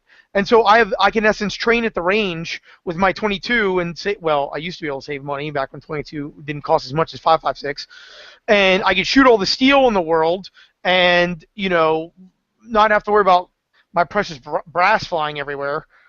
And in essence, have the same manual of arms and same, manipulation as my 5.56 gun. Now, the thing that always bugged me about the 22 is when you get into that whole fear and angst about losing your brass, you're shooting 22, and all that brass is totally useless for you. It's not totally. You could take those brass and they make a swage die that you can swage. It actually, the 22 becomes a jacket for a 5.56 round. So then you could buy lead wire for that diameter, and you stick it in, and they have two swage dies. One to swage the 22 casing. If we're talking about the end of the world and whatever it is, I mean, you really got a plan, but you could save your 22s, and you could do that if you're really bored and you don't get paid very much or whatever. You could probably just take all that time and work at McDonald's and buy 5.56 bullets with it. But you could swage the 22 shells, put your lead wire in, and then swage it again, and you have 5.56 bullets, unlimited supply. So if they ever that, I considered doing that in case they ever made it illegal.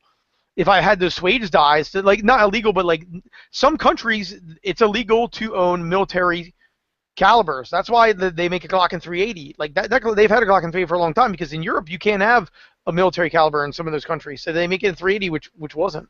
And 9x23, the longer 9mm. Yeah, Lardo. Yeah. So I don't know. And those dies are kind of expensive and it's time consuming, but you could use a regular press. But just throwing that little nugget out there for anybody who's crazy and wants to do that, pick up all the 22 and swage and stuff like a maniac. Well, I mean, heck, if at the end of the world you're going to figure out how to adapt and overcome, or you're just not going to make it, are you? Yeah. And what else are you going to do? There's no more YouTube to watch motorcycle crashes on. Or kitten videos. Yeah, they're the best. Yeah. All right. Well, guys, have we covered everything?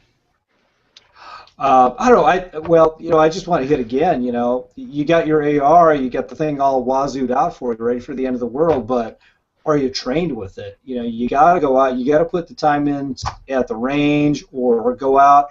I do a lot of dry firing in the garage. You've got to be competent with your weapon, and you got to be secure in it. You got to know that the thing is going to work. You've got to have 100% confidence in that weapon when it comes time to use it. Well, let's move to some feedback. Who wants to stick around for this part of it? It ought to be entertaining with all you. I'm not going anywhere. See, I'm just putting my feet up. Yeah. All right, so let me read the feedback, and I'll have everybody here pipe in. So Dan writes, I'm thinking about building an AR-10 308, specifically for distance, up to about 1,000 yards. Obviously, money is a major factor, but not a total deal breaker. So without mortgaging my house, what are the most important things I need to consider when buying parts? What are the absolute must-have features, like barrel length, optic power, trigger, etc.? Who's got a thought? Barrel. Well, yeah. Well, first thing he called. This is the AR-15 podcast, not the AR-10 podcast. So. Just get a scar. I think you need to refer him to the Competitive Rifle podcast because we will talk about that all day long. Yeah, if you're talking about stretching this out to 1,000, obviously the glass is going to be important. You want to leave a huge chunk of your budget towards that.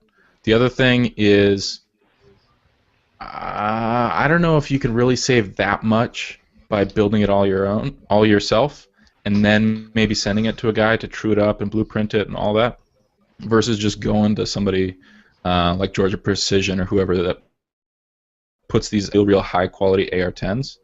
I mean, it might be better to just let the professional put one together for you.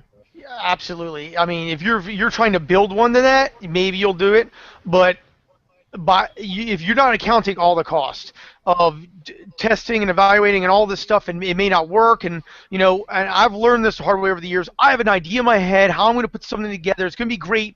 I put together and it's this monster, and I'm like, none of it works. I put so much money into it, and it's a total loss because now you jacked with it so much and nobody wants it.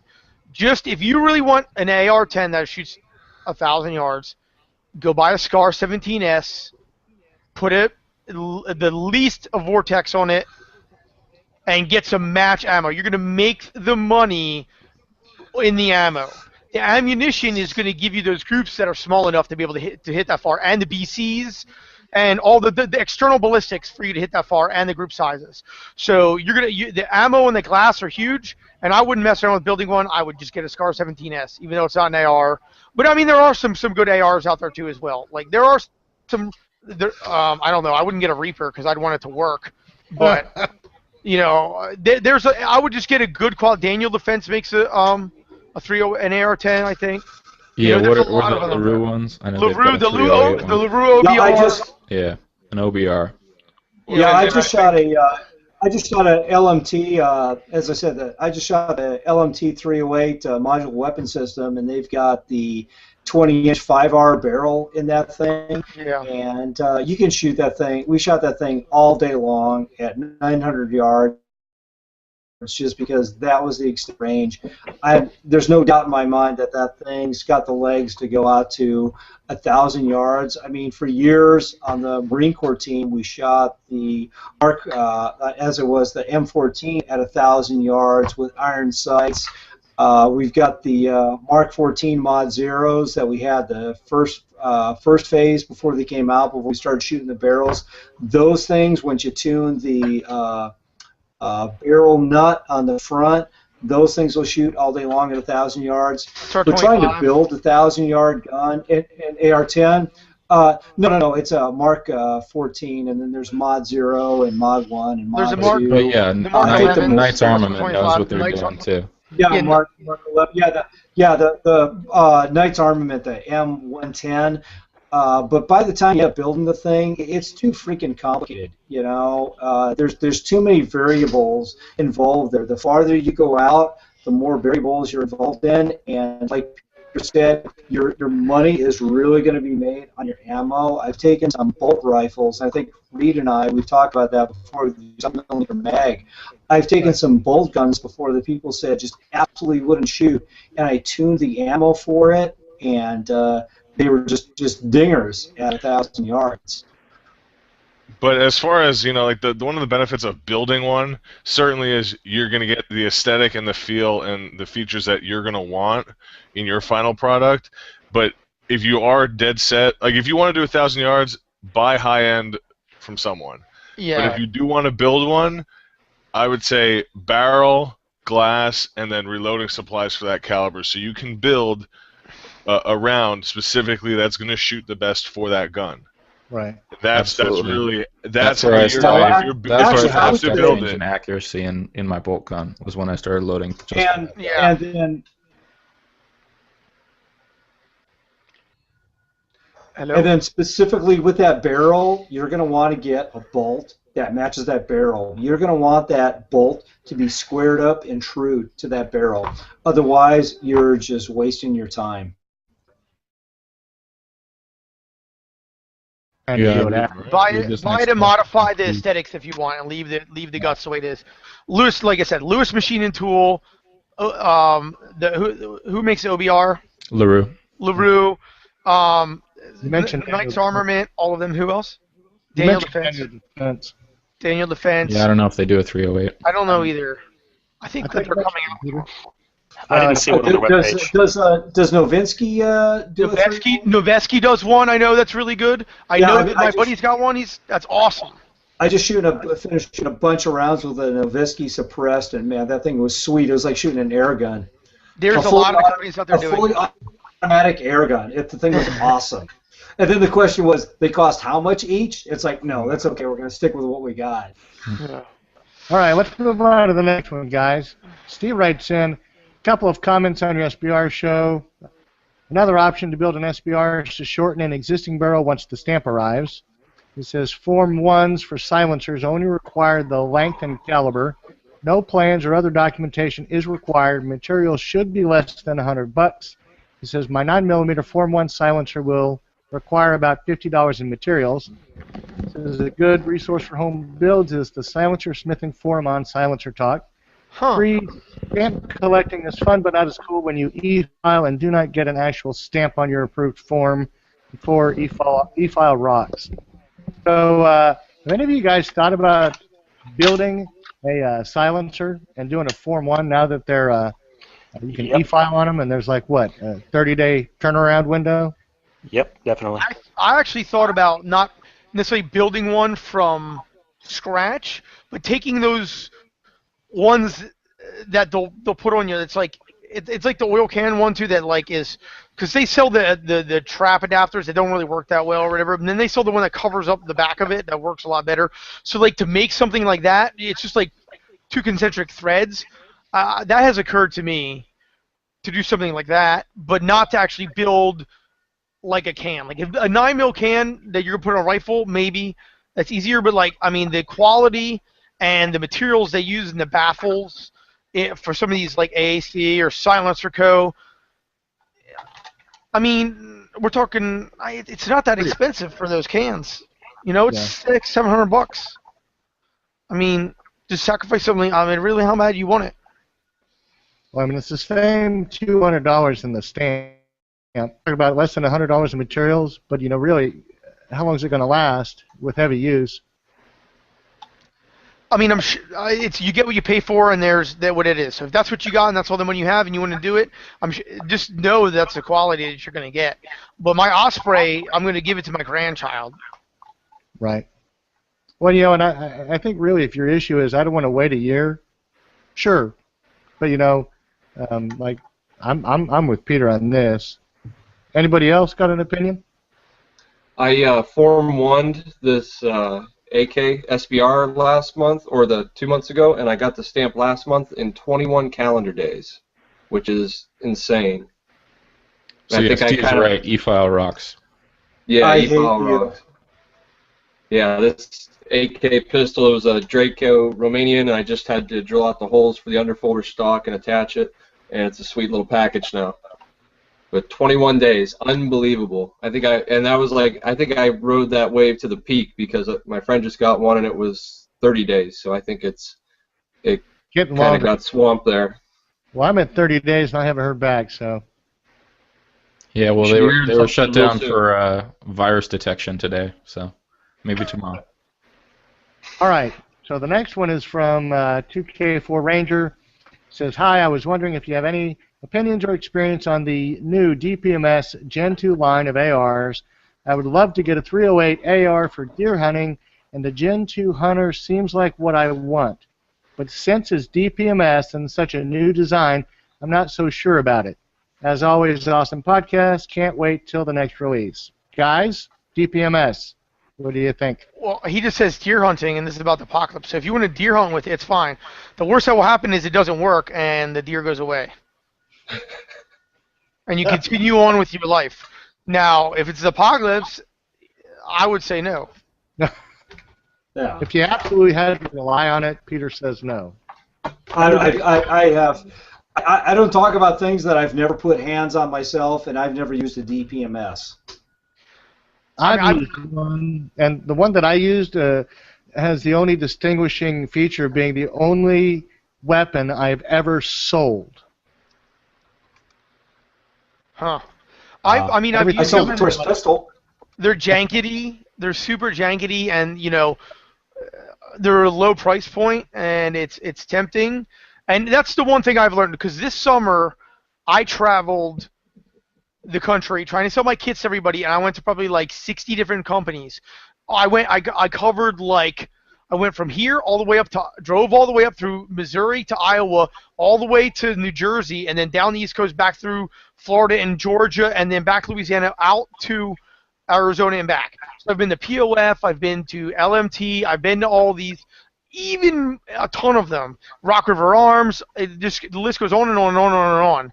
And when you go to a gun show and you line all these things on the table, they all look the same. It's kind of like scope, and you line them all out on the table. To the untrained eye, or to somebody who doesn't know, if you take the labels off, that Bursa or DSA or whatever, that Barska scope looks the same as the US Optic or a Smith & Bender. I mean, you don't know. You know what I mean? So it's like, oh, this one's $5,000. I'm not paying $3,000. But the capabilities of that $3,000 one compared to that is way beyond the difference in price. You know what I mean? So you just have to know those companies. Some of them are priced just because they're gouging, and some of them are just making a really good quality product, and there's a reason that one is cheaper. And it's in the internals, how it's made, the quality control, the standards it has to go to. Is it ISO 9000, ISO 9001? What types of machines it's made out of, what are the materials it's made out of, is it inspected? All of these things, when it comes down to the very end of it, give you a quality product. And when you hold them in your hands, that's one way but you can't tell. But living with it and just trying to destroy it and trying to break it, you see the difference between this and the other one. And that's really where it is. But on the surface, and you're looking on the internet, or you're on Brownells doing their AR builder, or you go to a gun show, you're not going to know. But there are reasons behind this. All right. JW was talking about his 1 in 6, and then I've got this Vortex 1 in 6. Was his a good price? Yeah, but how long is it going to last? I know that this Vortex is going to last me a long time. I'm going to end up giving it to my grandkids. Yep, I'm drooling over that one. Oh, yeah. And if somebody's... So what's the actual difference in price between the two, though? This one, retail, is probably about $1,800. And I think mine was $225. That's a big difference. But what's really great and about it was one of the first 1 to 6s to come out. So one of the great thing about Vortex is they're for a long time tech. I can't afford this a Smith & Bender. I can't afford a Knife Force. I can't afford an ACOG. What do I put on my gun? And I was like, either you put trash on your gun, or the bare minimum, the cheapest optic would have been of 512, EOTech 512, or like a bare minimum scope would have been like you got to get a spin bender, or I mean the Night Force. That's the cheapest one they're out there, but Vortex, better than anybody else, bridge that gap. They make stuff that used to just be your junk option. Like the Spark 2 is awesome. Like I wouldn't buy a EOTech anymore with the Spark 2. The price point there. I mean, so they make quality stuff. I mean, it's not the $2,000 quality stuff, $2,000 quality stuff for $200. It's really good stuff that bridges that gap between the ridiculous expensive stuff that gives you that point of them and just the miles of junk that's out there. So Right. Vortex is hot right now. They're forward thinking, and they're a threat, and they make a really quality product. So if people out there don't want to spend tons of money, and they have good lines too, like his 1x6 is what? It's $1,800. I know they make a cheaper one by optic, one by. Oh yeah, they make it's a Viper PST. It's a 1x4. I think it's like $500. I've got a 4.5 by 22 Viper on my EBR rifle, and that thing was freaking awesome. I shot next to a guy. We had to get 5 shots off in a minute. Mine semi-auto. I was like boom, boom, boom, boom, and he's working his bolt.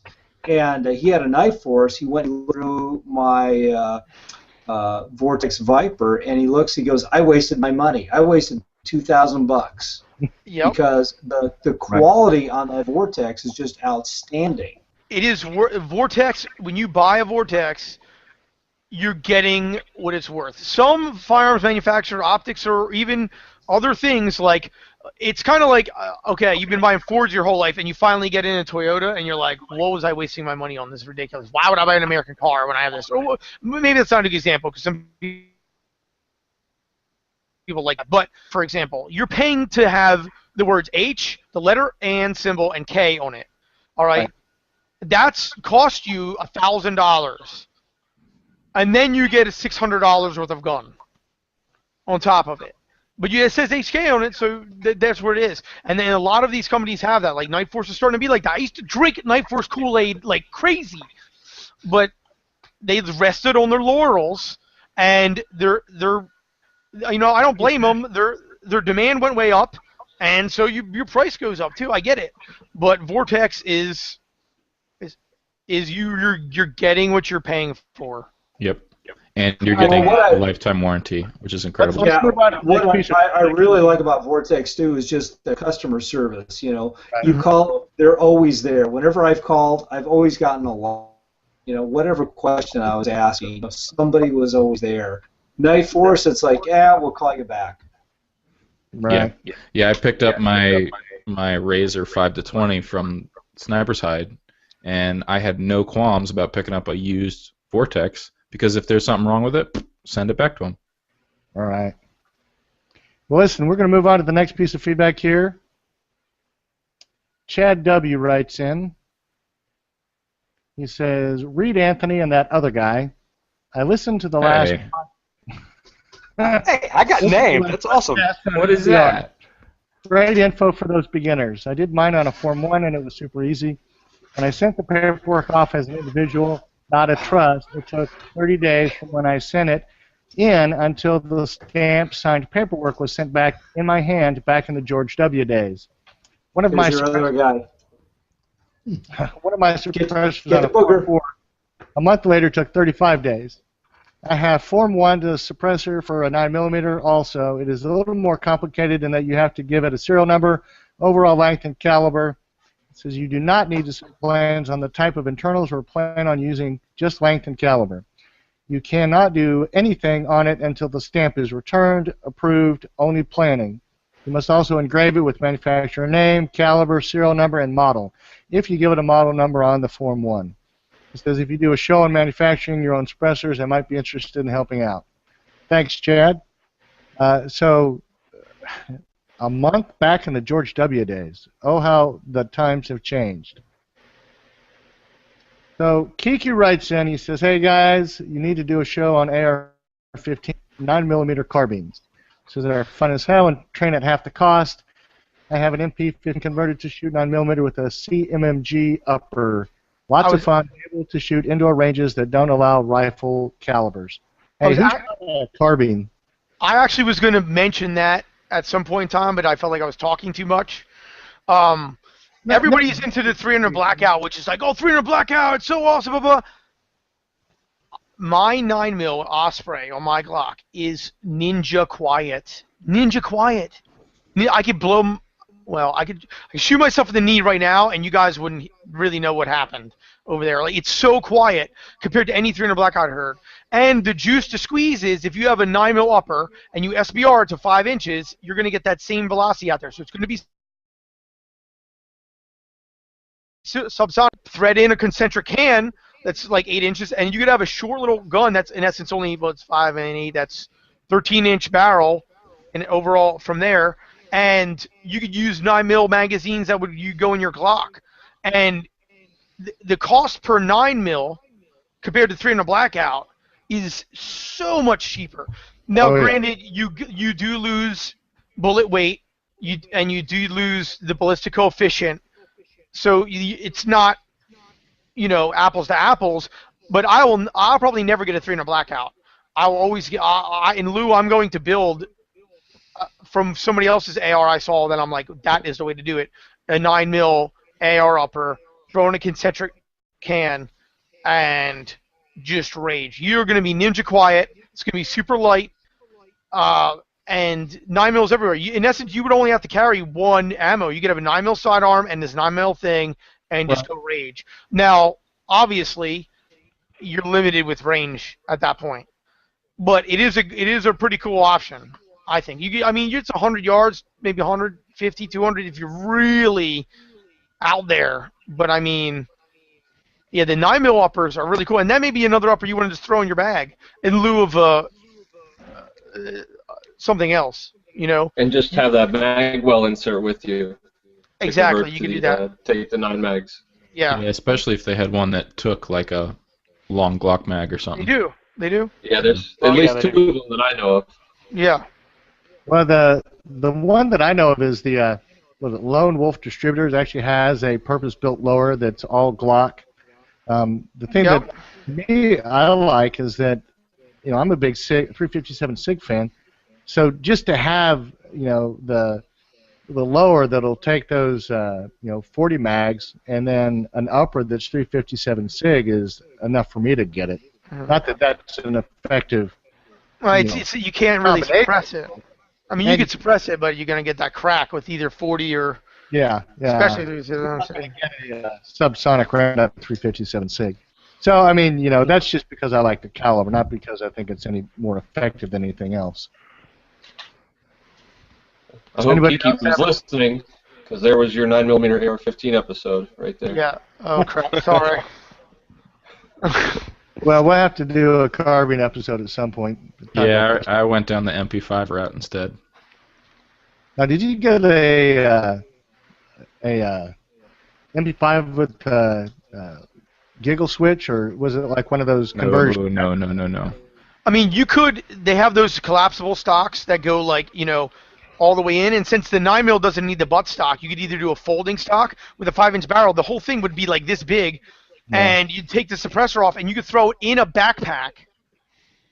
And my stepdad actually sold one of those to a fellow that dated my sister. Yeah, I ran one at the range a couple months back from back in the 80s. It was exactly what you're talking about, Peter, though, with a real short barrel and then the suppressor that threaded under the rail. Yep. The guy at CDS Arms put it together, and it was a nice little 9mm package. Great examples, yeah. So, like, I mean, you could have your Glock on your side with 9mm mags, a bunch of stick ones in case and you could be adaptable, and then you could have that in your pack and your main gun. If your main gun goes down, you still have viable ones, and it's really not adding that much weight. And it, I mean, obviously depends on the scenario, but there's an option. It's all about the tools. Right. There's all these tools. You pick which one you want for whatever scenario you think is going to happen. You know. But that was a great tool. Thanks for bringing it up, dude. Well, I think with that, that's the rest of our feedback. So, anybody have any closing thoughts before we shut down tonight's show? We Peter, kind of we gave you the tools. So you have your options, you have some stuff lined out. These are the tools. You can have the best hammers and saws and nail guns in the world, but if you don't know how to build a house, it doesn't matter. Right. Meanwhile, an expert, a dude who's been building a house for 20 years, can take a hammer and build the house better than you. Right. It's really getting that experience, and there it is. And if you don't run that hammer, you don't know if it's going to break or not. Yeah.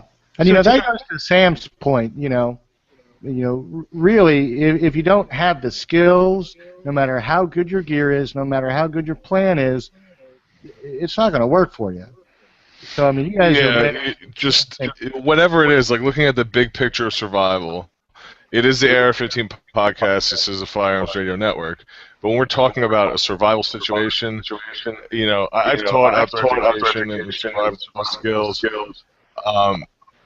Know what you're doing. Don't just think you know what you're doing. Practice them and get out there and do the stuff. Go to the range. Go on a camping trip, but don't bring any lighters or matches with you. Have to start a fire by an alternative means. Practice all the survival skills that would help you in the situation besides just the trigger time. That would kind of be my 2 cents. Well, I think that makes sense. Josh, you haven't really spoken up with too much tonight. What are your thoughts? I want to get something from you tonight so we can, pull you off the bench and actually make you a player tonight, put you on the roster. Yeah, I know you came from more of the prepping background and got into firearms. Yeah, I got into the prepping stuff, and then I got into guns, and then I really got into guns. And before I knew it, I was buying belt-fed guns and stupid things like that. And but no, this is my first podcast. I'm just happy to be here and be around all these somewhat famous people. So it's been really hanging out with you guys, and I think we did cover a lot of good stuff. And I'd like to echo again that point about training. I think that was a great point that we didn't have in our show notes at first. And you definitely got to know what you're doing, how to change your mag, how to be fast, how to run the gun. JW? What more could I add? I don't know. There's always different situations. I think there's some awesome tools that it's like, yeah, that might be great in one specific situation, but is it really gonna be useful when the rubber hits the road? So there's some kind of bringing things back to more simpler builds and things like that maybe that makes a little more sense than getting kind of crazy with all these little widgets you could strap on your gun. Right. All right, Anthony, you're last up. As the self-styled noob here on the show, I'm taking notes, to be honest. And over here on my other monitor, that's what I'm looking at over here, is I'm watching Amazon and the Vortex Strike Fire 2. Thank you, Peter. And taking a look at pricing and trying to see what I can come up with. So, we got a lot of really good information in the show. So if I can say anything to anybody, it's probably print out a copy of these show notes and go shopping. All right. Well, with that, guys, Anthony, you want to read us out and close down the show for us? Sure, man. All right. I want to say thank you to everybody that's listened to us today, whether you're listening to us in your car or you're driving or wherever you might happen to be. I know we've had a couple of live listeners too, so we appreciate you guys listening to us. As always, you can send us any questions or comments about this show and any other previous show to feedback@AR-15podcast.com. You can email those to us. You can also send us feedback through the recorded voicemail or by recorded voicemail by using the SpeakPipe plugin on the right-hand side of the AR-15podcast.com website. We'd love to get that audio feedback from you guys, so please be sure to send that in there. That's a great way for us to actually hear your voices. We'd definitely like to have you guys use that. You can also subscribe and listen to the AR-15 podcast for free at firearmsradio.tv/iTunes. Many of you are already familiar with that. We also would like for you guys to leave an iTunes review. Now, the whole contest thing is over for right now, but we still want to see you guys leaving those reviews. So please go ahead and make sure you do leave reviews for us on iTunes. It does help us rank higher in the searches and helps us reach additional listeners, which helps us improve the quality of the show. If you listen to us on the Stitcher app, also please be sure to leave us a review there. Share your pics. We always love to see pictures from all of our listeners over on Flickr at flickr.com/groups/Black Rifle. And follow us over on Google+, and you can watch us live when we record, typically on Monday nights. It happens to be a Wednesday night tonight, at firearmsradio.tv/plus. And check out our YouTube page, www.youtube.com/firearmsradio. And you can follow the whole Firearms Radio network on Facebook and see posts from the AR-15 podcast and all of the other wonderful podcasts on the network at facebook.com/Firearms Radio. Check out all of our other podcasts on the Firearms Radio network too. We've got Sam from the Guns of Hollywood here with us. That's one of our great podcasts. We've got the Practically Tactical podcast on here. Who am I missing, guys? We had one more, didn't we? That was Mike C. with Competitive Rifle. Competitive Rifle podcast. Thank you. I thought he dropped out. Yeah. So we've got some great podcast guests on with us tonight. Be sure to check out their podcast. They've got some wonderful work that they do. And make sure that you use our Brownells affiliate link for all of your AR-15 parts. Brownells is a great sponsor of ours, as you guys are aware. They sponsored the wonderful rifle giveaway we just finished, and we definitely want you to continue to visit Brownells and give them your sponsorship. You can get there easily by going to ar15podcast.com/parts. And of course, everybody goes to Amazon, so don't forget to use the Amazon affiliate link on the firearmsradio.tv website. And that's it, guys. All right. Well, gentlemen, that's another great podcast. Listeners, we appreciate you and want you to come back next week. In 2 weeks, or I guess 2 episodes, we will be announcing the winner of our drawing. So tune in for that announcement so that you can find out if you're the one that got the lucky win. Otherwise, everybody have a great week. We'll talk to you later. Good night.